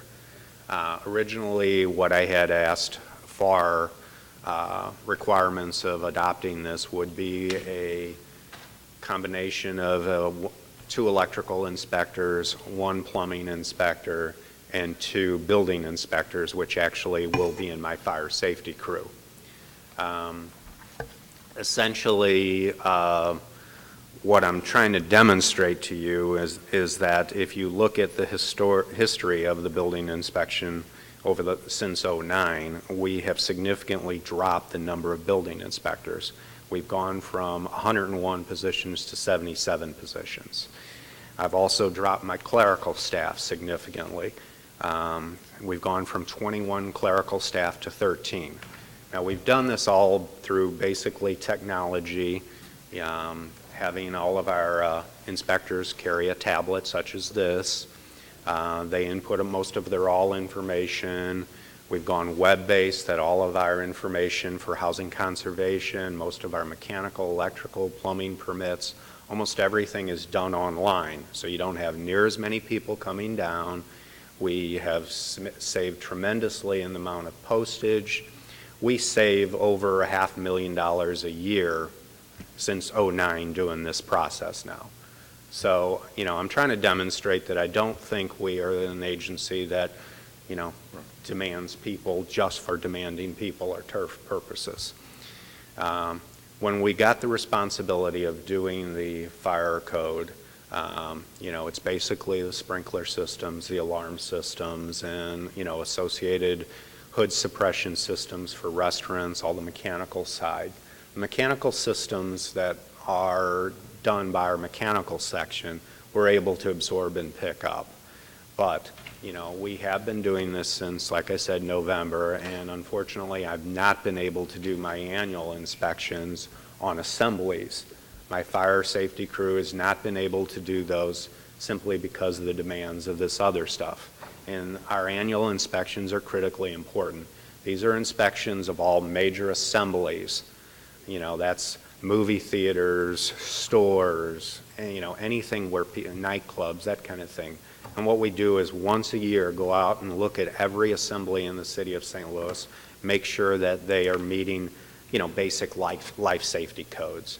That they have their exit signs correctly in place, that they're lit, that they don't have exits blocked or locked or that kind of stuff. And that's really critical to just general public safety and preventing, one of those disasters that you hear about every once in a while associated with fire. I have kind of revised that, we can get along at this point with 2 additional building inspectors and 1 additional plumbing inspector. The only thing I received was 1 electrical inspector, and it's just quite simply not enough. So I'm asking you to consider that, and the other thing I'm asking you to consider is that, I asked for $10,000 in training. This is for my, taking on a whole bunch of stuff that, we have been training for and preparing for, as well as our regular training, but my training budget got cut to 0. And I just think it's very short-sighted not to keep our people trained, up to date on the latest technology, up to date on the latest code enforcement stuff. And, this is for, like I said, a relatively large group of people. Any questions? Any questions? Alderwoman Cruzen? Thanks, Frank. So let me get this straight. You had originally asked for 2 electricians, 1 plumber, and 2 building inspectors. In 1 clerical staff, and I've reduced that. I've eliminated 1 electrical and 1 clerical. So, Okay, so your revised request is 1 electrical, 1 plumber, 2 building inspectors. correct. Is 4, okay. Correct, but I did get the 1 electrical inspector in this. Correct, yes, which would be a total of 2, okay. So, I'm sure I should know this by now, but when you say they didn't give you that, who's the they? I mean, does the budget division make that choice? Does the E&A make that choice? It just comes back to you without those positions? Yeah, I think that's pretty much the process. It came back to me. I made my It's somewhere on plea, and paper, okay. I made my plea, and and I think it's important also to note that this is about $160,000 for these inspectors, and just the permit revenue alone is about $250,000 on these sprinkler and alarm systems. So, that permit revenue was there before you took over this duty. I mean, that's not anything new, right? It's not anything new, but Okay. it's consistent now. Some of the permits were not being issued, quite frankly. Okay.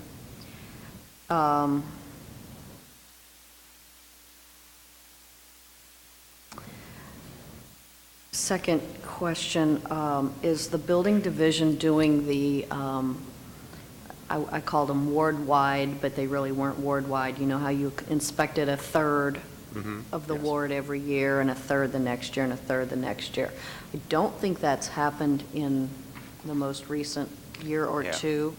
Yeah, we were not able to do it last year. What we're trying to do this year is basically do a quarter of it, a quarter of each ward.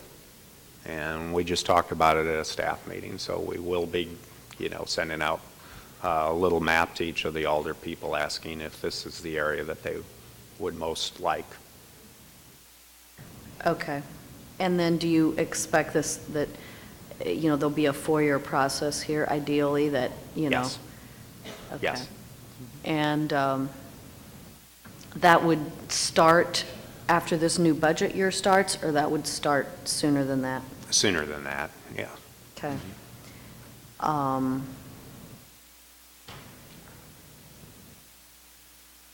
There is, I think, and this may just have been the situation in the 28th Ward, but there were 2 building inspectors in the 28th Ward. One handled calls, complaints, stuff that came into CSB, and the other handled building permit activity, I believe. And is that changing now, or is that going to continue, or is that just a situation that was? That was just a situation with somebody relatively new at that point. Generally, the way it's always done is each inspector has a geographic turf. There was at a time where we had, 3 and 4 building inspectors per ward. We have 2 building inspectors per ward everywhere. And the inspector handles building permits, demo permits, all construction, all housing conservation, all complaints. They have their geographic turf. Okay. And unfortunately, I really don't have any extra people, so when somebody goes down, it takes time to train somebody on this thing, and it takes a while. Right. I don't believe that there's a way that I can see what has been inspected and what the violations are. I mean, maybe there's a way that you all figured out, but I don't know about it.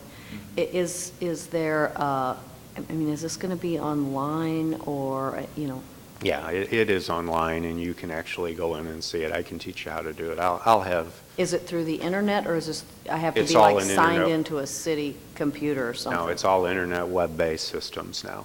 Well, I guess I'm behind. Okay. We'll have to give you administrative rights to do that, but almost everything is, like I said, online nowadays. And Yeah, okay, all right. And is that available to the public? most of it's available to the public, yes. You can't go in and see everybody else's violation, but you can see that there's been an inspection there and that kind of thing. Right, through Geo St. Louis. I look at it there, and I can see that the date of the last inspection, and there was one violation or two violations or something like that. Right, and we can, I'll set you up that you can get in, and anybody else who wants to, and see that, how the system works. And remember, the permits are still on a DataFlex system, on the old DataFlex, and the intention is to try and get that over as well. But I do send every day a copy of all the permits that were applied for as well as issued. I get that. That's very helpful. Okay, thank you. No further questions. Alderwoman Florida? Yep. Alderwoman Behringer? My question is, since we have a concern with the permitting process and being able to handle them, is it holding up for the customer, the time frame? As far as which type of permits are we talking, like a housing conservation? Housing conservation, or somebody wants to add an addition onto their house or put a fence up.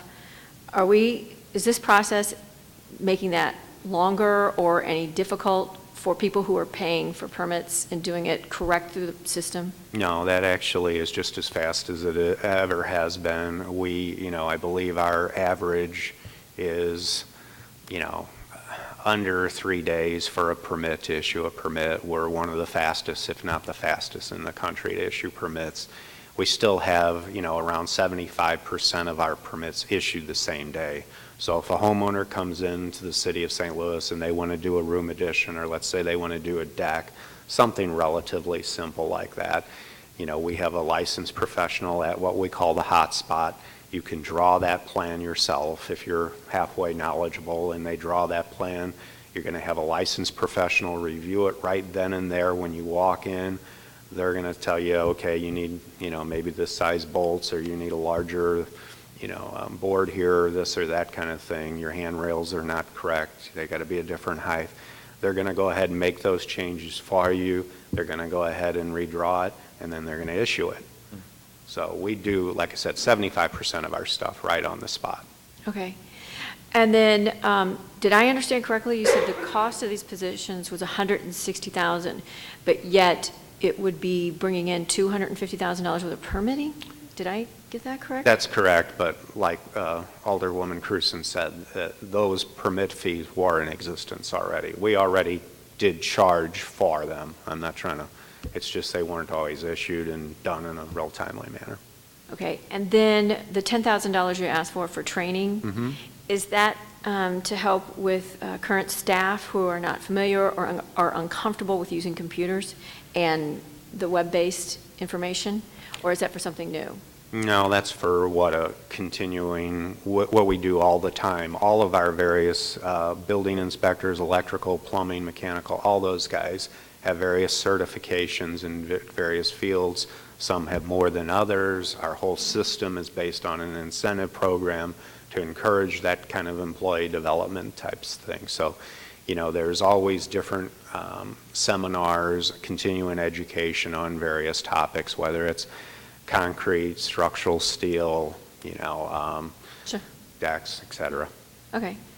I think that's it. Thank you. Thank you. Appreciate it. Alderman French? Thank you. Hey, Frank. Hey. Their budget for housing conservation districts, so the salaries for regular employees, are those inspectors that are assigned just to those housing conservation districts? No, they've always broke it down, but, an inspector does all work in that area. So there's really no difference between, somebody who's in the 1010 versus the 1110. Okay, so even though they are paid for out of this fund, they do Correct. everything a That's normal correct, inspector yes. would do? So they're not dedicated just to housing conservation districts? No, that would be just a useful waste of resources to do it that way. Okay, so as the number of inspectors have gone down over the years, I mean, would you say that the level of service has gone down, or? No, I think we've kept a pretty Code high enforcement? level of service. The one difficult aspect that we kind of encountered was the expansion of housing conservation citywide. That happened in '09, and actually at that time we were supposed to get 9 inspectors. As you all know, the budget was very, very poor in '09, and we were laying people off at that time. So, that is, to a great degree forced our hand that we had to find other ways to do things, and the ultimate result of this has been the fact that we've gone to the web-based system. We've spent some money on creating this web-based system, and most of our web-based system is paid for by the fact that the company that does this for us actually gets $1 for each time a certificate is issued. So, we didn't have to put a lot of money up front to do the development. So, while I'd like to have comfortably a few more inspectors, I understand what position we're in and what we have to do. So we try to maintain it as efficient as possible with maintaining safety. We still get to our housing conservation inspections pretty quickly. all of our safety-related inspections and called inspections for permits are priorities. Do we always get to a housing conservation within 48 hours? No. But what we do is people are allowed to schedule that inspection themselves. They go online, they pay for it online, they do all their stuff, and then, when they click to do it, it takes them to a page which says schedule your inspection.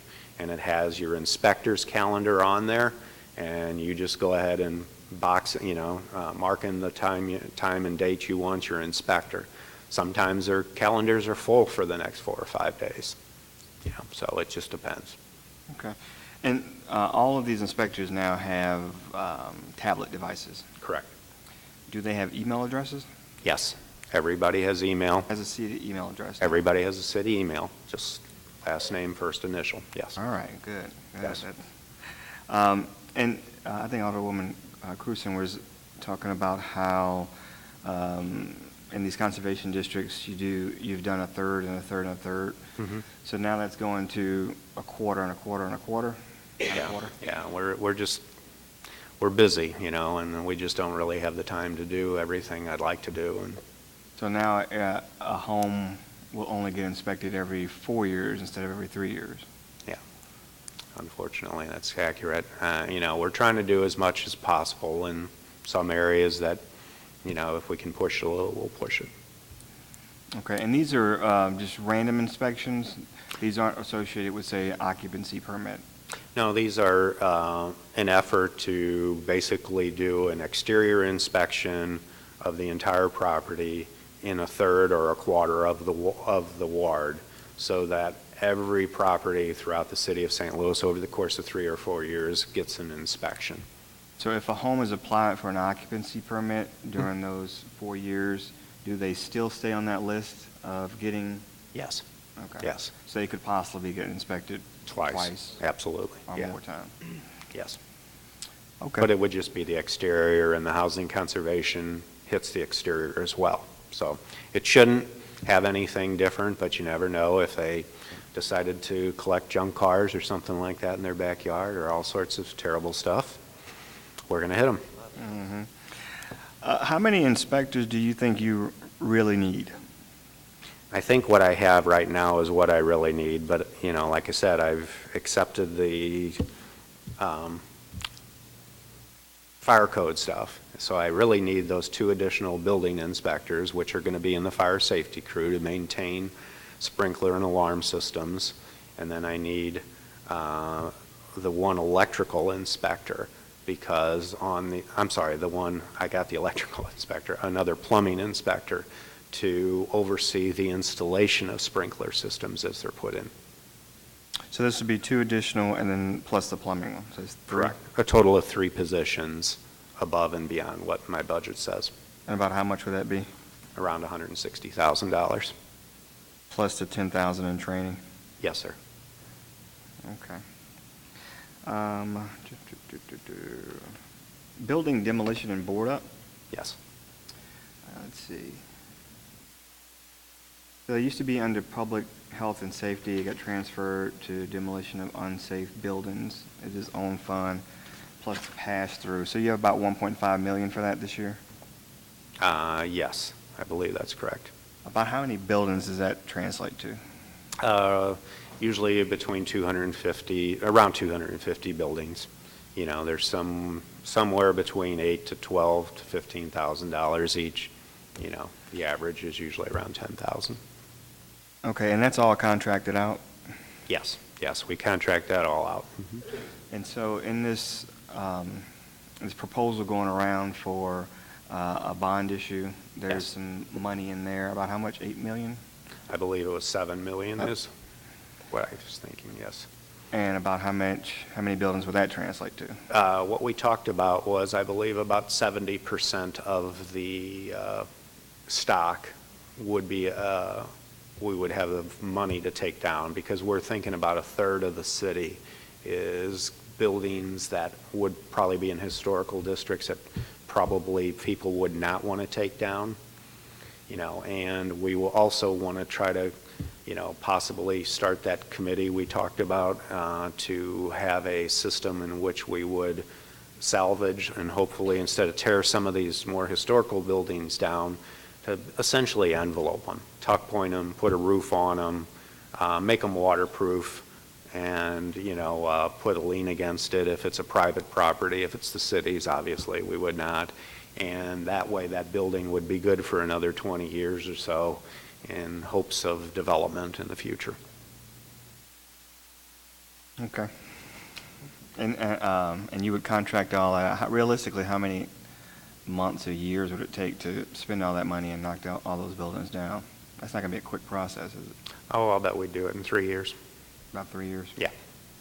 Yeah, we could gear up. We've got at least 80 contractors who are licensed contractors, some of which are better than others, and, as you guys all know, so. So you got the build and demo, that's 1.5, that's separate, and then you also have the, under Fund 1116, build and demolition and board up, and that has about $1 million in employees. Is that mostly just board up? Yeah, that's primarily my board up guys and my, the cost of all those boards, the cost of the trucks, all that equipment I keep up on Palm there, Palm and North Broadway, yes. And you also do these services for LRA? Correct. We cover all of LRA stuff as well. So do you have, in addition to the 1.5 million in this budget for that, you also get funds from LRA for their board up? No. They don't pay you? No. That'd be nice, wouldn't it? That would be nice. Okay. All right, that's it. Thank you. Alderman Vaccaro? I do have a couple. Thanks for all you do anyway, Frank. Just curious, and I know Joe Thiele's leaving as retiring, which congratulations, but do you think it would save, and I've been looking at if the NSO shouldn't come under the building division or the CSB? Oh. I mean, do you think that, well, it's a curious question. I don't know. That's out of my pay grade. But if it combined, I would imagine there'd be money saved. It's having worked as a conserve officer many, many years ago, it is two different functions, but, and the NSOs work very closely with the building inspectors, which they should. I think it's critical to neighborhood stabilization to be very familiar with everything going on with the physical building aspects of a neighborhood. Yeah. But see, that's what my thoughts were.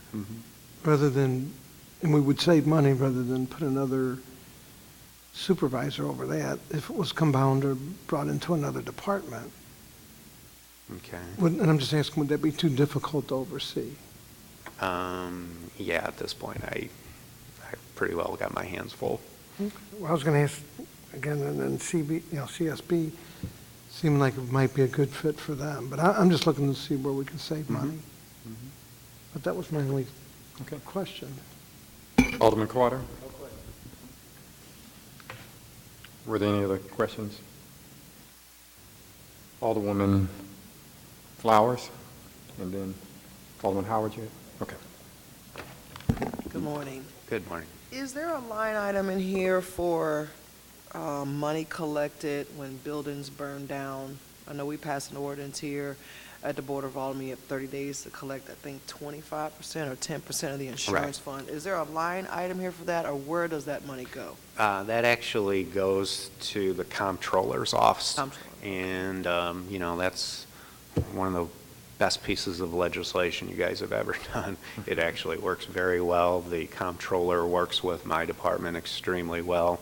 We go out, we condemn the building within that 30 days. The insurance companies, are very good about sending, I think I've only had 2 cases where I'm aware of where they've not sent the money. A lot of people think they don't send the money, but usually it's an uninsured building is what the case would be. But the comptroller holds that money. I think they've got well over $1.5 million, $2 million in money that they're holding at any given time. Once they do get a permit to repair it, we leave it up to the building inspector basically to make the determination. If they get to the point where they're 75% done, they've got the building permit, they're putting up the drywall, obviously they're going to need the funds to pay their contractors, we'll release it at that time. If they don't, we don't release it. If they don't do it in a, period of time and, you guys get hold of me or whatever, we'll use that money to take the building down and clean the lot. Okay, so how will we find out which addresses you were able to collect insurance on? The comptroller has a list of all the buildings. Okay. I can talk to them and ask them to send you a copy. They're real cool. A good success. Extremely good with that. success. Okay, so as far as because I've heard in the past from my inspectors that sometimes the fire department doesn't alert them to the structure fire, and that 30 days is sometime lapsed. That's been a while ago, but that seems to have Yeah, I tightened think up. Alderman Schmidt actually was pretty instrumental in getting the fire department to get us, and I actually get a daily update from the fire department, which indicates any fires. I had one this morning, I had one yesterday. I said there was no fires yesterday. So. Okay. Because my problem is, a lot of them are privately owned, and they've been sitting for a long time, and it's, Yep. $55,000 a year for demolition just doesn't work. Yep, My ward has, now you've always told me my ward was inspected by a fourth, so I'm interested in to know that it was different, but yeah, I was always, a fourth of my ward was inspected per year, so I was always completed in 4 years, so that was interesting to hear. As far as the inspectors and their cars, do all the inspectors have city cars, or what is the percentage that some have to use their own personal vehicles? Probably about, maybe not quite half the inspectors have a city car. We receive, old police cars is what we receive, and they're generally in pretty rough condition, so. The line item for, I know they are given an allowance, a monthly allowance for gas and repairs. Mhm. Where is that? Transportation allowance? In transportation, so that's the 138,000? Yes. Okay. Mm-hmm. And so if gas or repairs exceeds that for a month, that falls on the inspector? Is that Yes. correct? Yes, that's So if correct. their car is broke down, they got to call someone else to come and tow it and so forth? That's correct, yes. Okay, all right, I've had Yes, some it's- inquiry about that. It's not, yeah, depending on your area, and, the director and I, the new director and I recently took a ride around some of the neighborhoods, and, you drive the alleys and stuff, you go through tires. I go through tires, so I know those guys do too. But I recently, my refuse and foreman came to see me, and his car broke down in front of my place. And a maintenance person came and helped him out with that. So that is not the case for the inspectors. Not for their private cars, no. No, for a city car, obviously, yes, they would get a tow or whatever, but, But not for the private. Mhm. Okay, that's all the questions I have. Alderman Howard, did you have a question? My question is, how many inspectors the fire department had? Yeah, if you could come up to one of the microphones. Do you know how many inspectors the fire department had for their fire and safety inspections previous to you taking that over? Well, it was 8, I believe. There's 8. So did you not get any additional inspectors to do that job? One. One?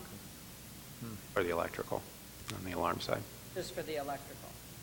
Okay, with that said, ideally, how many inspectors would make your department more efficient, or the most efficient, let's say now? Well, I think in fairness, if I received what I requested, the 2 building inspectors plus the plumbing inspector is what I really need. So if we do this public safety bond issue, you wouldn't need any more, you wouldn't put in for any more? You feel as though you're... No, because I really think we need the money on demolition of buildings and, taking care of that kind of stuff. The only possible place I would probably have to think about having another one would be in the area of if we do the program to save buildings. And, you know, you have to have somebody who's pretty knowledgeable in the construction trades and stuff and doing estimating. And, you know, and I've got one guy who does that now with our Healthy Home program. I might need somebody in that area, but, you know. Well, thank you. Okay. Thank you. Are there any other questions from members of the committee? If not, thank you. Thank you.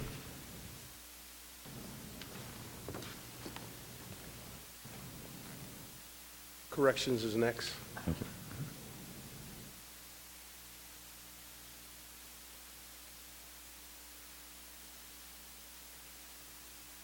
Thank you for the opportunity to speak to you and address my budget request. I've invited my business office manager, Kim Cole, to assist me with questions that you may have. Our budget reflects basically two major functions for our division. The one I'm sure you're quite acquainted with is the issue of safety and security of inmates, staff, and the facility, city property.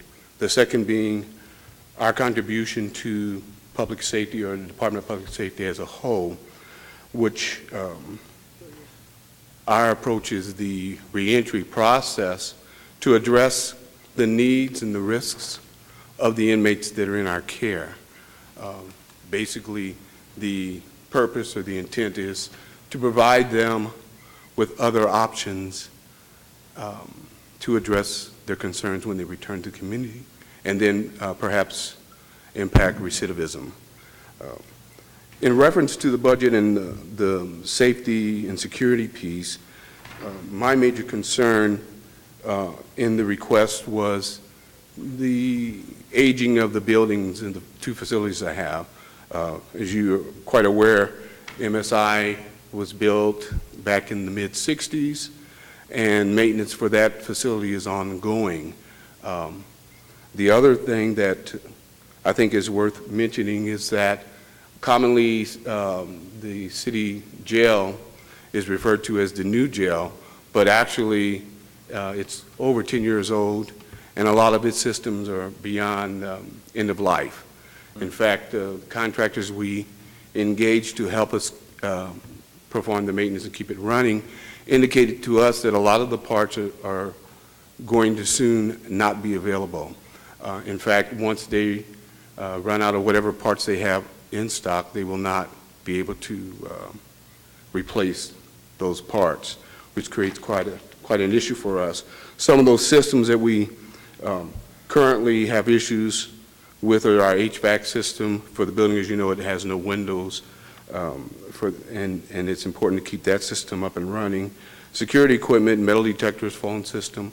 We're looking at all those issues in the division that need to be replaced.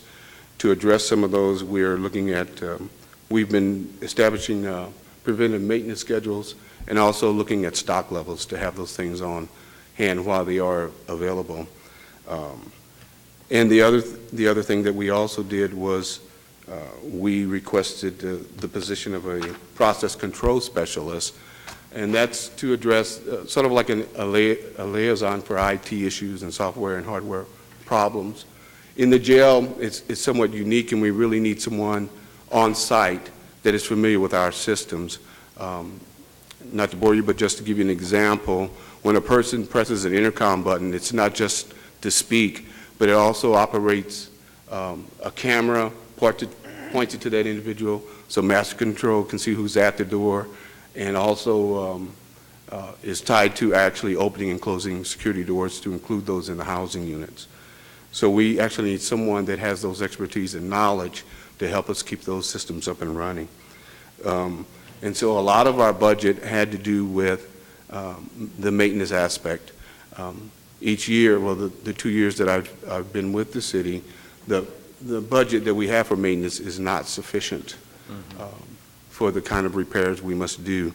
At the end of each fiscal, which we've done with Ms. Cole's help, is look for funds that we have in other areas to help support those maintenance needs. And the budget that we submitted reflects the kind of repairs and expenditures we had from the previous year. Another thing that we requested in terms of staff, on the security piece, I did ask for 12 additional correctional officers, 6 for each facility, to develop what we call either emergency squad or CERT team. Currently, our staffing model deals with specific posts. An emergency squad would not be assigned to those traditional posts, but would be available to conduct daily inspections of the facilities, respond to emergencies within the facility, security kind of things. What we do currently is, and which is always a huge concern for prisons and jails, is when we have an emergency, we pull people off their posts to respond to that emergency. Inmates use that as a method of pulling our attention away from one area so they can do what they want in another. With a response team, I would be able to leave that post fully manned and address those concerns. That was not approved, however, and it is a concern that we'll continue to request in the budget process.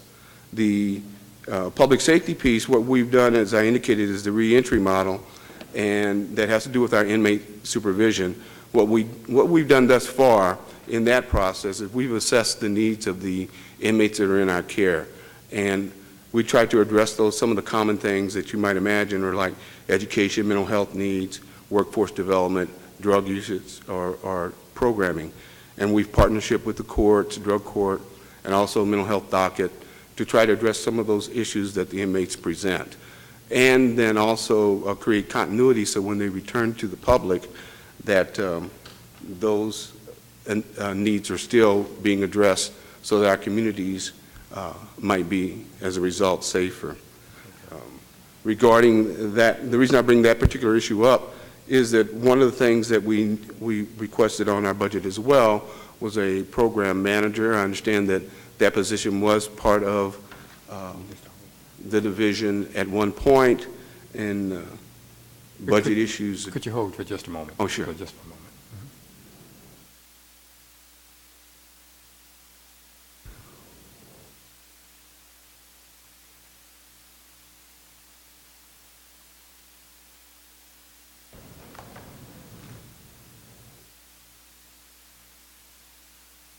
Okay, we were having technical difficulties, so we just, I think he's got it.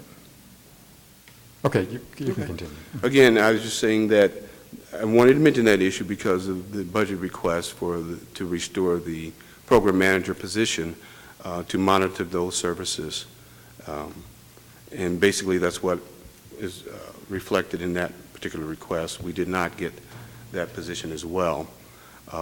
The other items on our budget, other than the maintenance increase, we also, in the public services arena, asked for and were approved for a contract monitor for our medical health to make sure we're getting the best practices are being applied to the inmate need.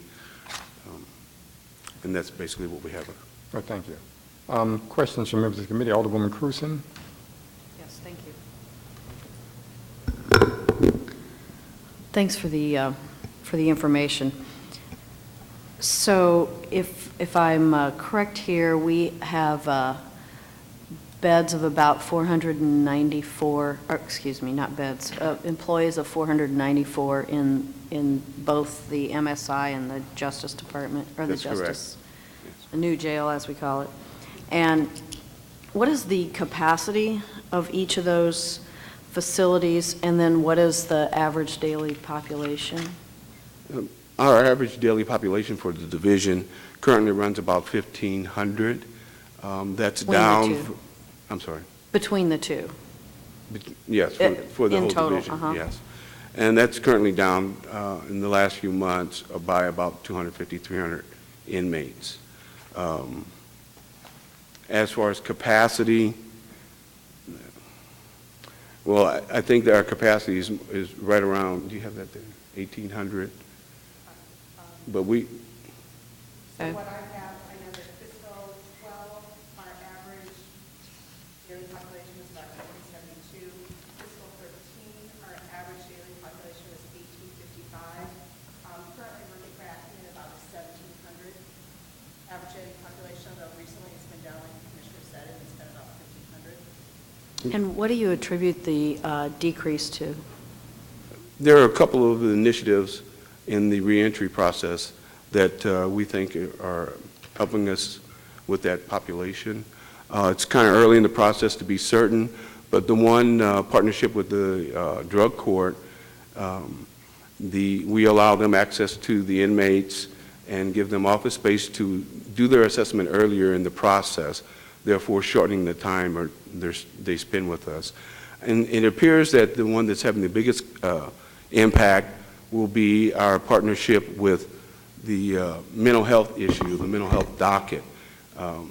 We allow them space at MSI where they assess whether or not that individual has a mental health need that perhaps facilitated their stay with us and able to divert them. We think the impact's probably been somewhere around 20, 30 people a month, and perhaps counts for the largest amount. What is the average stay at, I don't know if that's a meaningful statistic, so however you measure it, how long does someone stay either at MSI or the Justice Center? There are a couple of different segments or categories that we look at for average stay, and it runs right around 200 to 280 days per offender or inmate. And one of the things that I've thought about is that, of course, if you could reduce that average stay, if we could move people through either MSI or the Justice Center more quickly, you know, theoretically, justice would be served more quickly. Either they're out or they're on to the state system, one or the other, but not sort of in a pending status that you know, we have here in our jails. And, you know, in that vein, if the courts could handle these cases more quickly, it seems that would reduce your average stay. I believe that to be true. The one area, though, that, you know, of course, we don't have much control over that issue, but the one area that we are looking at that we believe there's opportunity is the offenders that we have, or the inmates that we have that are probation violators with no new charges. They stay on an average of 203 days.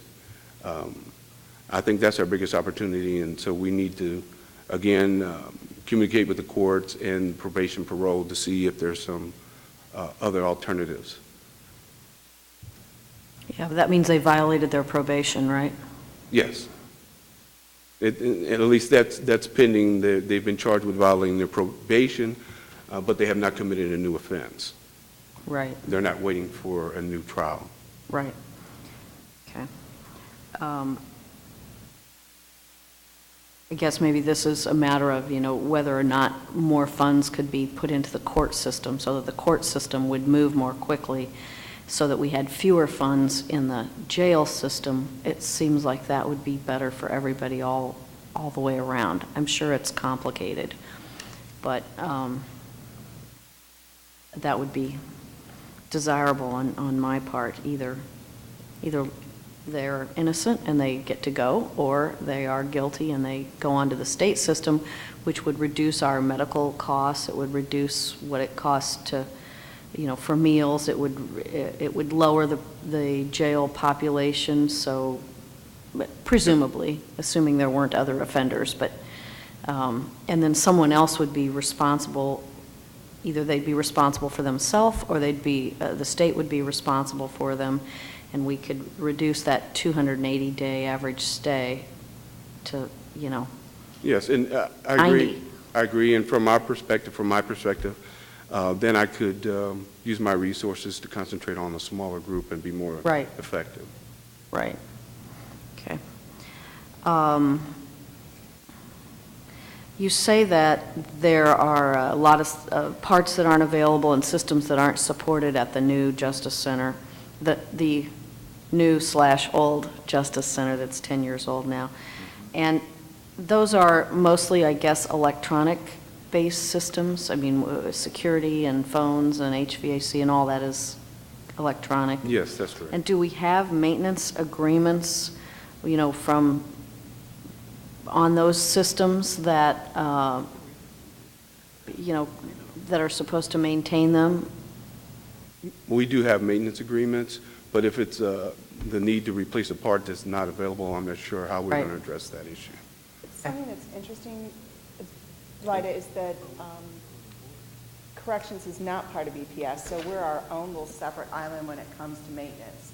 What we have been able to do, though, is piggyback onto BPS contracts. So where BPS is negotiated with HVAC or plumbing or any series of maintenance agreements, we've been able to piggyback on them for the most part. There's been some, like elevators, where corrections needs were so unique, being a 24/7, 365 secure facility, that we had to go out to bid separately. Right. We couldn't piggyback onto BPS, but for the most part, we have been able to do that, and we've seen savings. Or at least I've noticed savings going through the invoices. Thank you. And I just add that they've been a big assistance in that process with us. I guess last question is, you know, how, you know, would it be a good idea to have a task force or some sort of plan to reduce the average daily stay?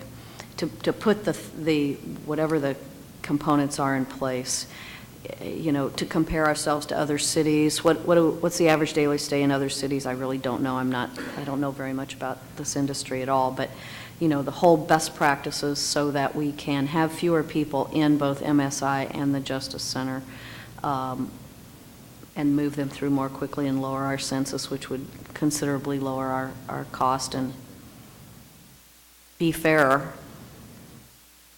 Actually, we do have a jail population monitoring board that, while it doesn't meet regularly, it is convened when it is deemed necessary, and it is composed of folks from the circuit court, a couple of judges, the public defender, the circuit clerk, the prosecutor, police chief, and corrections. And we've actually talked about resurrecting that board to talk to issues, particularly the one that Dale just mentioned about the ventilators, to move them out more quickly so they're not taking up space. And then, you know. Yeah, I don't know if that would be my approach, because presumably they violated their probation. They're on probation for something that they did, and so if you violate your probation, then you ought to be moved out of our jail and back to prison. That might be, yeah. I don't know enough about this to know. If that was the deal that was struck, then they need to go. Yeah. You know, with this particular group, though, they've never been to prison. They're probationers. So the court actually has to make a determination. Right. Do I continue the probation or do I send them forward? I see. Yeah. Right, and we're not going to get reimbursement from the state for that. But, you know, what does it take for the courts to move these more quickly? This is a much bigger question than we're here to talk about today. It's a huge question, yes. But I think it is an important question It is. for our city, and it is. So I'll stop at that. Thank you for your input. Thank you. Alderwoman Florida. I have no questions. Thank you. Thank you. Okay. Alderman French. Yes, I do have a few questions. Okay. First, in this bond being floated around, have you made requests for improving those facilities? Yes, I have. Approximately how much would that be? Look at you. The amount, the request for capital improvement? Let me see if I have. Okay, let's see if we have it. I mean, the condition specifically of the workhouse has been kind of known for a long time. Right. And so the request that you made, or the request that's been included in the proposal going around, would that actually upgrade the facility and make it more humane? Some of the items that I requested relating to MSI specifically, power plant issues, the boiler system is quite old and hard to maintain. in the living conditions in general, but a lot of it was about security issues, fencing, paved roads for the perimeter, the kitchen area, those kinds of things. HVAC? I requested that. I'm not sure. I don't think that was part of the power plant. I don't know if that was part of it or not. I don't think. I mean, the Of course, we don't know what the final outcome is going to be, but I did indicate that in my request. Okay, great. I mean, because the place is not air conditioned, right? The pods, we have 4 pods that were added later. They are air conditioned, but the dormitories are not. Yeah, and I mean, that place, I can only imagine. I mean, we've taken a tour a few times, and in the summertime, I mean, it's inhumane, I think. Summer before last, we had difficulty maintaining a temperature below 100. Yeah. Day and night. And you have some people that stay there for, over a year. Yes. Yeah. So I think any request, I think we should really look at including that. I was looking at an item here. Where was it now? It showed that inmate meals went down from 1.7 million to 980,000. That was under, what was that? Not there. Here you have contracted services, inmate meals, and I think this is specifically for MSI. Maybe it was under other facility. Where'd that go? Yeah, here we go. It's under the Justice Center. So meals were almost 1.7 million expended in 2012. And this year, your requested amount is only 980,000. That's correct. Are you skipping a meal, or what are you? No. What are you doing over there? I'm not sure. It might be addressed to the average daily population. 2,200. Yeah, they were running right around 2,200. Pardon me. So they had a lot more in 2012. Yes, and now, as I indicated, we're right around 1,500. But the meal cost is going up, but You have less people. Okay. Meanwhile, even though the population is going down, which is reflected in the meal services, the medical services is going up significantly from that time. And considering you have even less people, that's probably a much higher per inmate number. So do you have any estimate about how much your medical services are going up and what's driving that? Is that percentage-wise? Just the rise in medical costs. Do you outsource that? Do you have doctors there? How does that work? Contract with Horizon Medical Services that we hired a consultant to help develop an RFP for the new healthcare contract, given the potential savings with Obamacare and the vast changes in healthcare within the last several years. Consultant came in, made suggestions, went out to public bid. We had one responsive bid, which is Horizon. We're currently in negotiations with them. What we have looked at is probably, the package is probably going to be about $8 million. That would include healthcare and pharmaceuticals. What's really driving the increases is, one, cost of pharmaceuticals, but even more so the mental health piece. Because if you're looking at approximately 25% of the population has a mental health issue, drugs, care, supervision, hugely expensive. And then you go in and you add in dialysis costs, Hep C costs, which are super expensive drugs. It is very expensive to care for our inmate population, and especially when you look at the cutback on the state level of hospital beds, mental health hospital beds. People are out on the streets behaving badly. They come into the jails, we get them stabilized, they're released into the population, they stop taking their drugs, they behave badly, they come back in again. It's just a vicious cycle. Yep. Okay, that's all I had. Thank you. Thank you. Alderman Vaccaro? Just a couple questions. Last year, if I remember, they had the breakout at the Justice Center, so they weren't using the upper floors. Are all the floors being used? Yes, I do use all the floors. We did not have a breakout last year. Was it the year before? Prior to me arriving, I've been here since 2012. Okay, and then, was it 11, okay, I just remember it, and I didn't know, and then they weren't using some of the top floors, and so that's all, that was the only question I had, so they're using the whole building now? Yes, I have, based on our population, I must use the whole building. Okay, thank you, that was my only question. Alderman Schmidt. Hi, I remember when you first arrived, and it's good to see you again.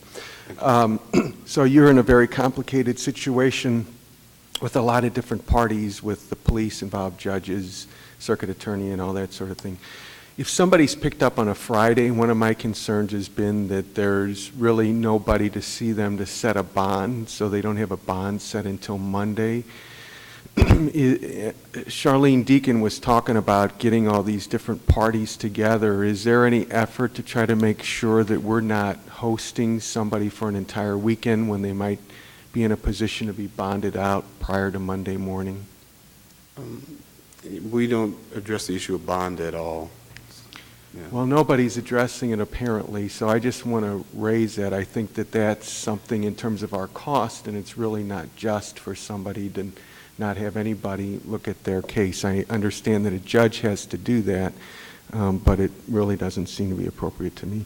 And then in terms of identifying who belongs there in the Justice Center, I know that there were some issues about that, and people sometimes don't want to be properly identified. Is there any equipment that you're looking for, or any sort of processes or something that is being done or needs to be done to try to make sure that the people who belong there are kept there and the people who don't belong there are not kept there? In response to the first question again, I just want to make sure I was clear.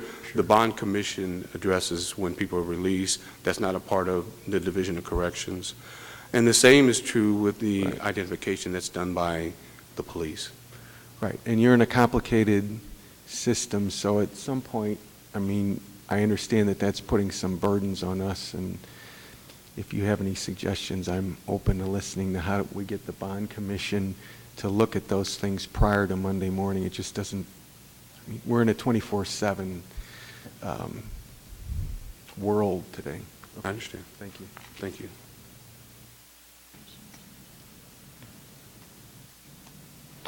Are there any other questions from members of the committee? I'm looking and I'm seeing that this table is getting thinner and thinner up here. If there are no other questions, we thank you. Thank you. For your, you're here.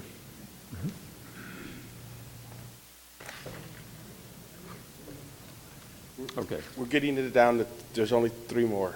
If they could just do a quick highlight of what you'd like for us to You want know. a quick highlight? Yes. Yeah, I know you can make it quick. You think so?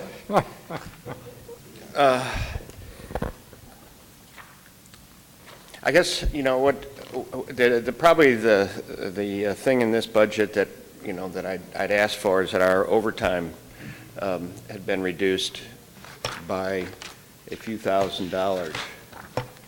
And due to the nature of what we do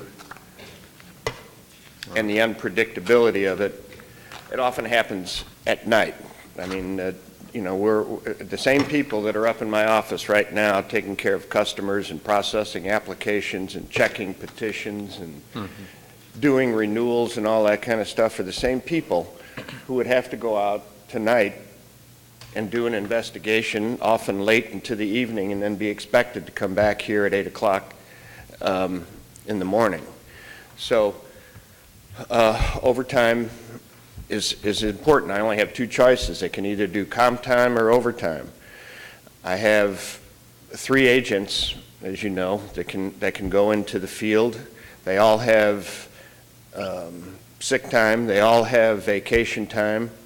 They all have different times, and I'm very reluctant to ever send people out one at a time into these strange circumstances late at night in a, you know, alcohol-induced environment. So I would ask that the overtime at least be adjusted.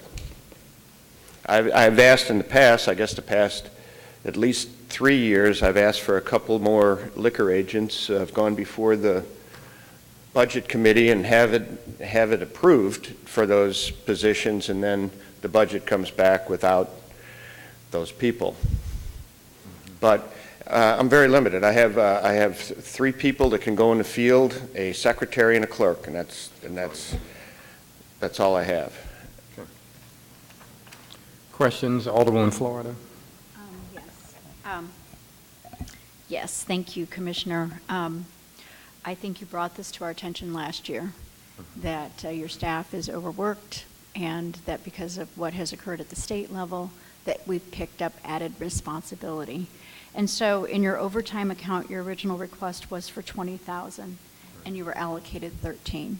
So you're basically asking that that be made whole at 7, which would be an additional $7,000.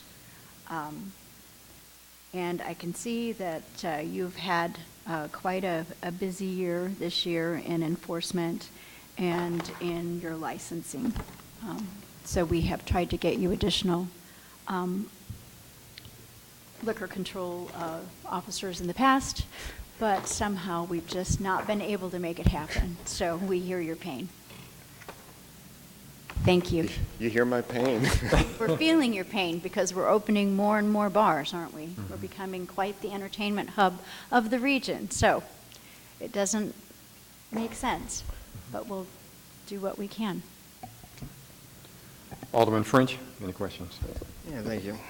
So I hear you, I feel your pain, but I want you to feel my pain too.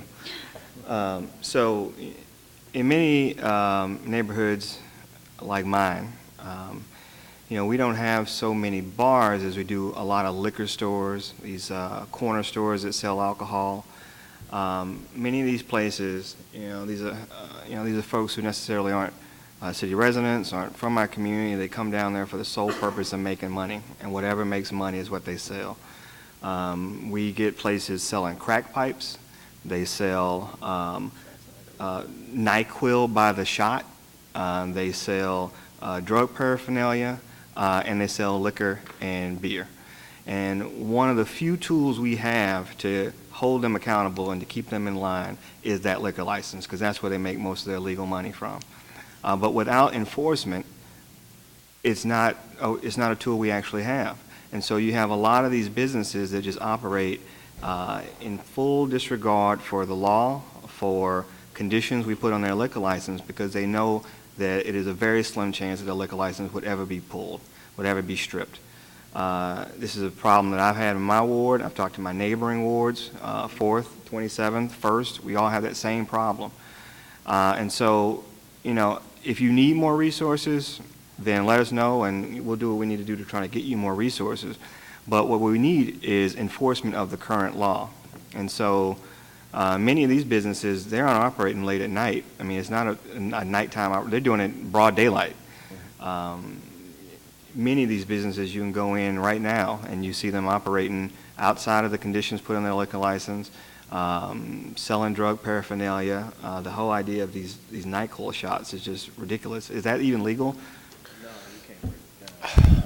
Well, I don't, it's certainly not addressed in the liquor code. Is that a controlled substance that you guys? It's NyQuil shots with Tylenol. Yeah. So we need your assistance. We need the assistance of your office in helping to rein in some of these businesses that become big nuisances. And so, you tell us what we need to get you, but we need your help too. Right. I mean, we've involved ourselves in a lot of areas that that the liquor code doesn't specifically address, like some of these things. And it's as you mentioned, it's a point of leverage to get them to do something else. And wherever we can do that, we'll try to help. I couldn't list for you the number of times that we've gotten involved in different aspects of liquor licensing that wasn't a direct liquor licensing issue.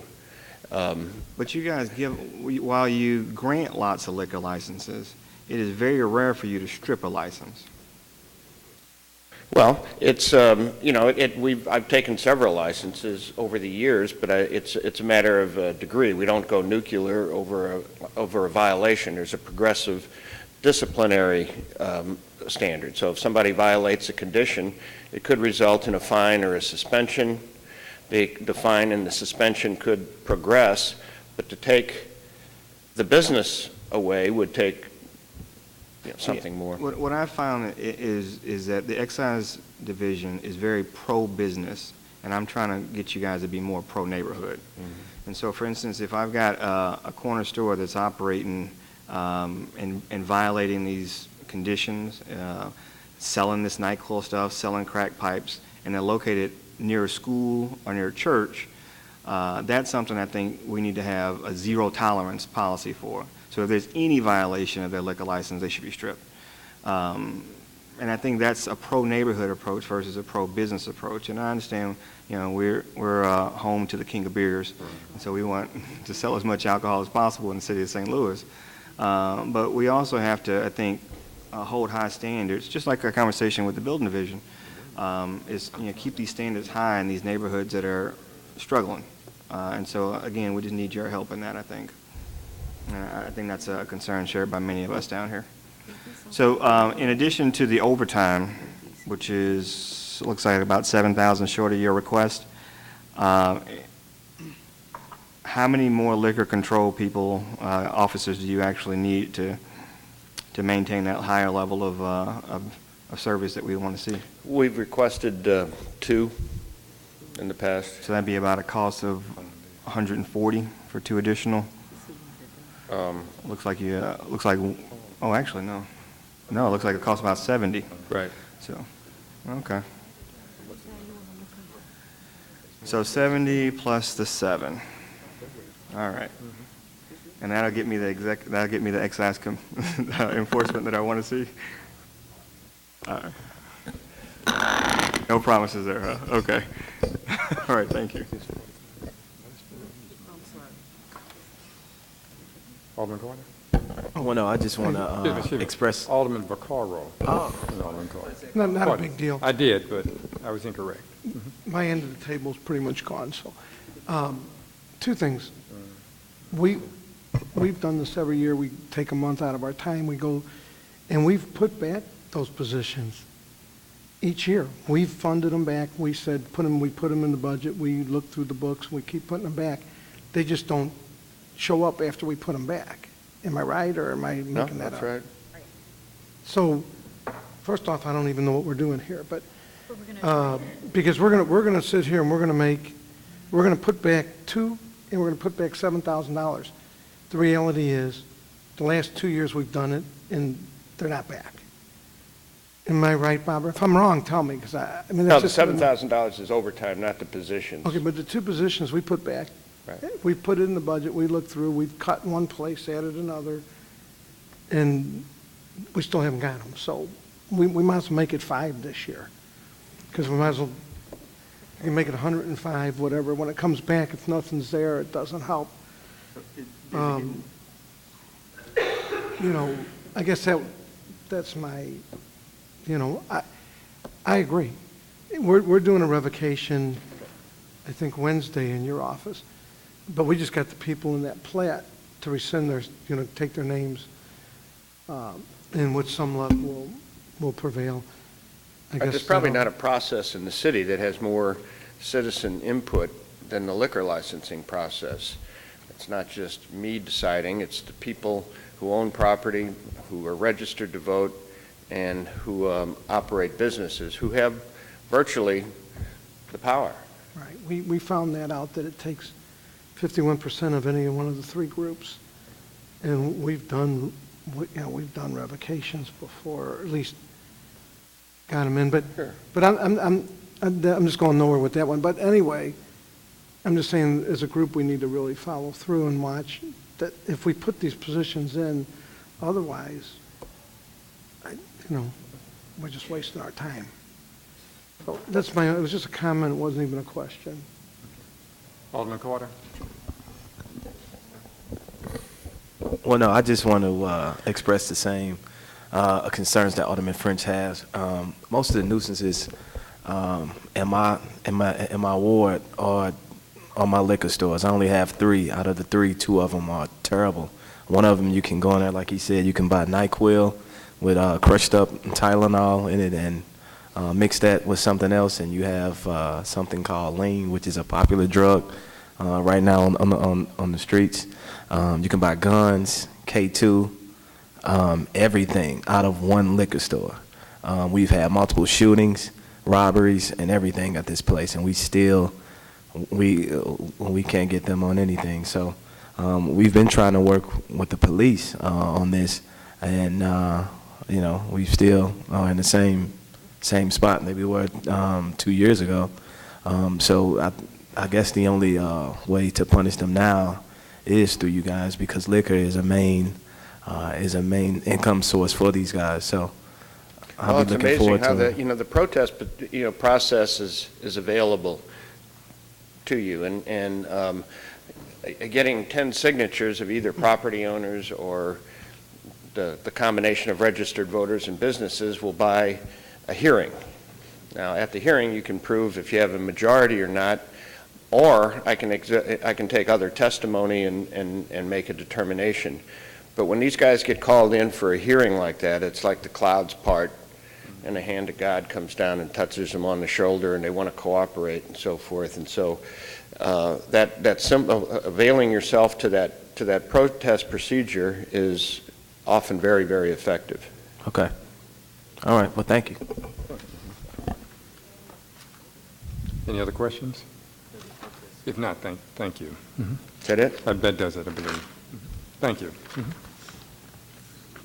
Yes. We have neighborhood stabilization next.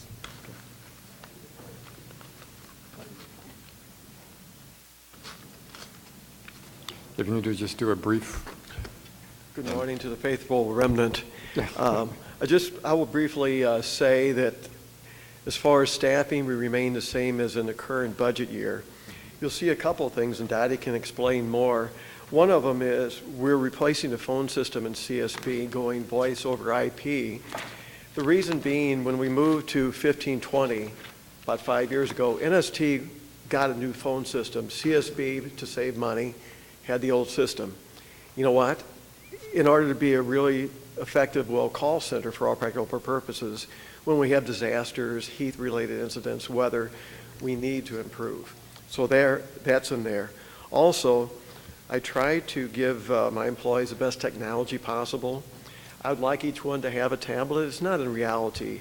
I want each of them to have something, laptop, mobile device of their own, a tablet to use in the field in order to be able to provide better service and to be connected as much as possible and not be as tied to 1520 market. Having said that, questions are welcome, further explanation regarding what's going on and the CSB needs. Okay. Alderman Florida. I have no questions, thank you. Alderman French. No questions at this time. Okay. Alderman Vaccaro. Alderman Carter. No questions. Imagine that. Wow. Well, thank you. You will have lunch today. Yes. Thank you very much. Thank you. We saved the best for last. Okay. Special events. At least the most fun for last. After the special events, and my budget is the same as it was last year and the year before. We have 2 employees in my office. We try not to spend any money. We just try to bring money into the city. We do pretty much have done a pretty amazing job with bringing in events and maintaining events. We do have a new permitting system online, which just started 2 months ago. Right now, for my department, it's pretty labor intensive, but I think overall it's going to end up being a wonderful thing for people because every department can go online and look where the event in their neighborhood is or their in their, what they do. So we're making progress. Eventually, we'll get to have a one-pay system, but we aren't quite there yet. So you still have to go to the various departments to pay for your permits, but you only have to go to one department to apply for all of them. So any questions? All right, questions. Alderwoman Florida. I have no questions, thank you. Alderman French. No questions. Alderman Vaccaro. No questions. Alderman Carter. No questions. Such a thorough report. We do appreciate it. Alderman Schmidt, did you? Oh, you didn't have anything. Then I believe that completes you. All right, then do you have any closing? We'll give you one other opportunity to. It completes us for today. We'll be back tomorrow morning at 9:45. You can come and sit in the audience. So, yes. We're, I appreciate learning the process. This is quite interesting. I think the questions that were asked were great questions. I can tell you that we have been addressing a lot of the issues that were being asked, from the excise to several other areas that we will be focusing on in different directions. Part of the challenge that I have and that I'm working on is bringing the police department into local control, and also utilizing different parts of the operation to not only represent the police, but to represent the fire, to represent corrections. And so as we go through those different silos, we're determining what's going to be better for us as we continue to grow. And we're taking a lot of time to make sure that we do it right. So I appreciate you giving us the opportunity to talk about the budget today. all right. Thank you. That really completes our agenda for today. We convene again tomorrow at 9 o'clock. If there's nothing else with that, our meeting's adjourned. Thank you.